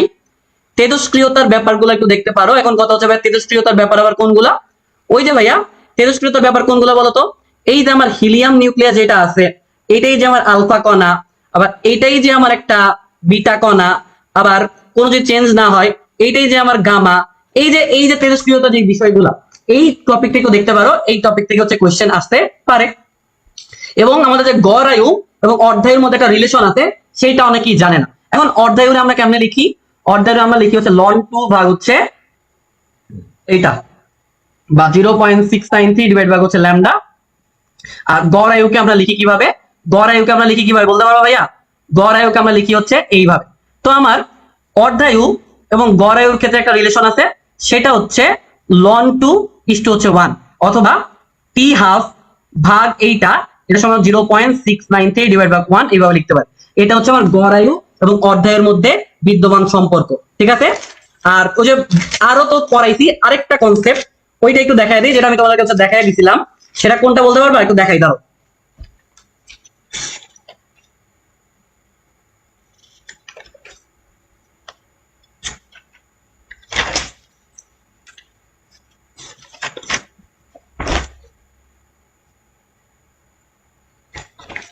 আচ্ছা, লাস্ট এখান থেকে আরেকটা কনসেপ্ট তোমাকে যেটা দিতে পারে, এই কনসেপ্টটা তোমাদের অনেক বস লেভেলে হচ্ছে আমি পড়াই দিছিলাম। তো লেটস সে আমি বললাম 14 মিনিট পর পোলিনিয়াম এর 1/16 অংশ অবশিষ্ট থাকে। তো যারা কোর্সে ছিল এগুলো তো অনেক ইজি পিজি ভাবে পড়ানো হয়েছে, তাহলে এখান থেকে আমরা বলতে পারি যে অর্ধায়ুর মানটা কত। তো বোকার মতো তুমি মেইন সূত্র দিয়ে ম্যাথ না করে আমি তোমাকে আসলে একটা জিনিস চিন্তা করাইতে বলছিলাম, একটা জিনিস চিন্তা করতে বলছিলাম। প্রথম কথা হচ্ছে অর্ধায়ু জিনিসটা কি? অর্ধায়ু হচ্ছে একটা আয়ু, যেই আয়ুতে একটা পরমাণু বা একটা কম্পাউন্ডের অর্ধেক ক্ষয় হয়ে যায় আর অর্ধেক হচ্ছে অবশিষ্ট থাকে, তাই না? তাইলে ভাইয়া দেখো 14 মিনিট পরে হচ্ছে 1/16 অংশ অবশিষ্ট থাকে। তাহলে আমরা চিন্তা করে দেখি, এই যে আমার কতটুকু থাকে 1/16। তো প্রথমে আমার একটা পরমাণু থাকে হচ্ছে 1 অংশ, এটা অর্ধেক ক্ষয় হয়ে গেলে হয়ে যায় হচ্ছে হাফ, সেইটা আবার ক্ষয় হয়ে গেলে হয়ে যায় 1/4, সেইটা আবার ক্ষয় হইলে 1/8, সেইটা আবার ক্ষয় হইলে 1/16। এইখানে একটা অর্ধায়ু, তারপরে আচ্ছা ওয়েট, এইখানে হচ্ছে আবার আরেকটা অর্ধায়ু, আবার আরেকটা অর্ধায়ু, আরেকটা অর্ধায়ু। দেখো তো, একটা দুইটা তিনটা চারটা, ঠিক আছে? তাহলে আলটিমেটলি টি হাফ সমান সমান আমি তোমাদেরকে কি শিখেছিলাম? যে টাইম, টাইম ডিভাইড ভাগ হচ্ছে পাওয়ার। এখন টাইম হচ্ছে 14 মিনিট, আর পাওয়ার মানে কি? পাওয়ার মানে হচ্ছে ভাইয়া এই যে 1/16 কে তুমি 1/2 সামথিং আকারে হচ্ছে লিখবা, বা 1/2 আকারে হচ্ছে লিখবা। 1/16 কে আমি চাইলে 2 আকারে লিখতে পারি। এখান থেকে আমরা বুঝি এন এর মানটা হচ্ছে 4, এন এর মানটা হচ্ছে 4। আলটিমেটলি এখান থেকে আমরা পাই 3.5 মিনিট। এটাই হচ্ছে আমার অ্যান্সার। অথবা এই যে একটা অর্ধায়ু, দুইটা অর্ধায়ু, তিনটা অর্ধায়ু, চারটা অর্ধায়ু, এখানে পাওয়ারের মানটা যে 4 হবে, এইটা থেকেও কিন্তু বোঝা যায়। ওকে, এরপর আমাদের কোন চ্যাপ্টার বাকি আছে বলতো? আচ্ছা আচ্ছা ঠিক আছে, আমাদের আর কোন চ্যাপ্টার বাকি আছে একটু বলতো?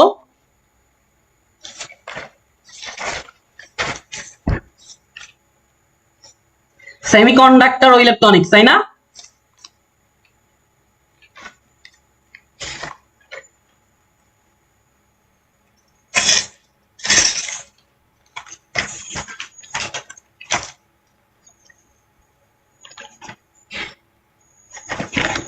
আচ্ছা ঠিক আছে, তো সেমিকন্ডাক্টর এবং ইলেকট্রনিক্স দেখায় আমরা হচ্ছে আমাদের আজকে সাজেশন ক্লাস হচ্ছে শেষ করব। আশা করব এই টপিকগুলো তুমি যদি আজকে রিভিশন দিয়ে ফেলো, তোমাকে কেউ হচ্ছে আটকাইতে পারবে না। তাহলে আমরা এই পর্যায়ে দেখবো হচ্ছে সেমিকন্ডাক্টর ও হচ্ছে ইলেকট্রনিক্স। এখন ভাইয়া সেমিকন্ডাক্টর এবং ইলেকট্রনিক্স থেকে বাইনারি যে অংশটা আছে, বা আইসিটি যে পার্ট আছে ওটা থেকে কোশ্চেন আসবে না। তো সেমিকন্ডাক্টর ইলেকট্রনিক্স ক্ষেত্রে তোমাকে আলফা এবং বিটা হচ্ছে বের করতে দিবে। একটা হচ্ছে তোমার বিবর্ধন গুণাঙ্ক, একটা হচ্ছে তোমার প্রবাহ লাভ। তাহলে এই যে তোমার ভাইয়া আলফা এবং বিটা আছে, আলফা এবং বিটা আছে, এই আলফা এবং বিটার যে ইস্যুগুলা বা সূত্রগুলা এইগুলা তুমি যদি একটু ভালো করে দেখে যাও তাইলে আলটিমেটলি কিন্তু কেল্লাফত। তো আলফা সমান সমান হচ্ছে কি, আলফা সমান সমান হচ্ছে আইসি ডিভাইড ভাগ হচ্ছে আইই, আর বিটা সমান সমান হচ্ছে আইসি ডিভাইড ভাগ হচ্ছে আইবি। ঠিক আছে, এই যে দুইটা সূত্র, এই দুটো সূত্র একটু ভালো করে দেখে যাবা, ভালো করে দেখে গেলে দেখবা যে এইখান থেকে কমন পড়ে গেছে। আর মনে রাখবা আইই সমান সমান হচ্ছে আইবি প্লাস হচ্ছে আইসি। মানে ই মানে হচ্ছে এমিটর, বি মানে হচ্ছে তোমার বেস, সি মানে কালেক্টর। দেখো এমিটর মানে নিঃসারক, বেস মানে হচ্ছে ভূমি, আর কালেক্টর, কালেক্টর মানে সংগ্রাহক। ঠিক আছে, এগুলা দিয়ে হচ্ছে ম্যাথ প্র্যাকটিস করবা, এগুলা দিয়ে হচ্ছে একটু ভাইয়া ম্যাথ প্র্যাকটিস করবা। আর আলফা বিটার মধ্যে একটা সম্পর্ক আছে যে বিটা সমান সমান alpha divide by 1 minus alpha. অনেক সময় আলফার মানটা দিয়ে দেয়, আমাকে বিটার মানটা হচ্ছে বের করতে বলে। তাহলে আলফা বিটার মধ্যে যে সম্পর্কটা আছে এইটা একটু দেখবা। এবং আজ এটা তুমি দেখতে পারো, আমরা জানি ভি সমান সমান হচ্ছে আই আর, তাই না?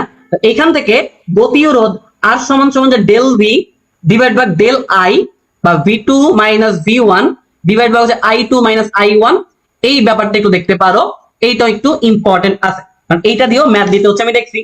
এই অধ্যায়ে আর তেমন কিছু নাই, তবে মুখস্থ কিছু জিনিস হচ্ছে দেখলে ভালো। এখন কথা হচ্ছে ভাইয়া মুখস্থ জিনিস হিসাবে এই চ্যাপ্টার থেকে কি কি দেখতে পারি?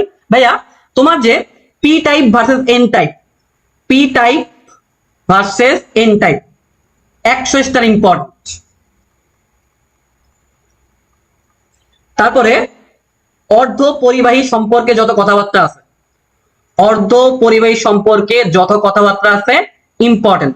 এরপরে ট্রানজিস্টর সম্পর্কে যে কথাবার্তাগুলো বলা আছে, ট্রানজিস্টর, ট্রানজিস্টর সম্পর্কে কথাবার্তা হচ্ছে ইম্পর্টেন্ট। তুমি মোটামুটি তারপরে হচ্ছে পিএনপি, এনপিএন, এই বিষয়গুলো জাস্ট কিচ্ছু না, তুমি আলফা দিয়ে ম্যাথ প্র্যাকটিস করবা, বিটা দিয়ে ম্যাথ প্র্যাকটিস করবা, এইটা তো একটা বেসিক সূত্র। আর এইখান থেকে এইটাও একটা বেসিক সূত্র। আর রিডিং হিসাবে ট্রানজিস্টরটা একটু পড়বা, ডায়োড পড়তে পারো, না পড়লে হবে, ট্রানজিস্টরটা ইম্পর্টেন্ট। পিএনপি, এনপিএন এই ব্যাপারগুলো দেখবা, সংখ্যা গরিষ্ঠ কোনটা, সংখ্যা লঘিষ্ঠ কোনটা, হোল নাকি ইলেকট্রন, ওই ব্যাপারটা দেখবা। পি টাইপ এবং এন টাইপের মধ্যে যত পার্থক্য আছে দেখবা, অর্ধ পরিবাহী সম্পর্কে যত কথা বলা আছে সব হচ্ছে দেখবা। আমি কি কিছু মিস করছি বলতো? আমরা এখন সব চ্যাপ্টার বলে দিছি, আমরা এখন হচ্ছে শেষ করে দিব। তোমরা বাসায় একটু বিশ্রাম নিয়ে রাত 12টা থেকে 2টা বা 3টা যাই বাজুক এই টপিকগুলো প্র্যাকটিস দিয়ে তারপরে ঘুমাবা। কালকে রাতে ঠিক সেম টাইমে কেমিস্ট্রি সাজেশন ক্লাস হবে, পরশুদিন দুপুরবেলা ম্যাথ সাজেশন ক্লাস হবে। আমি কি কোনো চ্যাপ্টার মিস করছি? মিস করলে একটু বলো।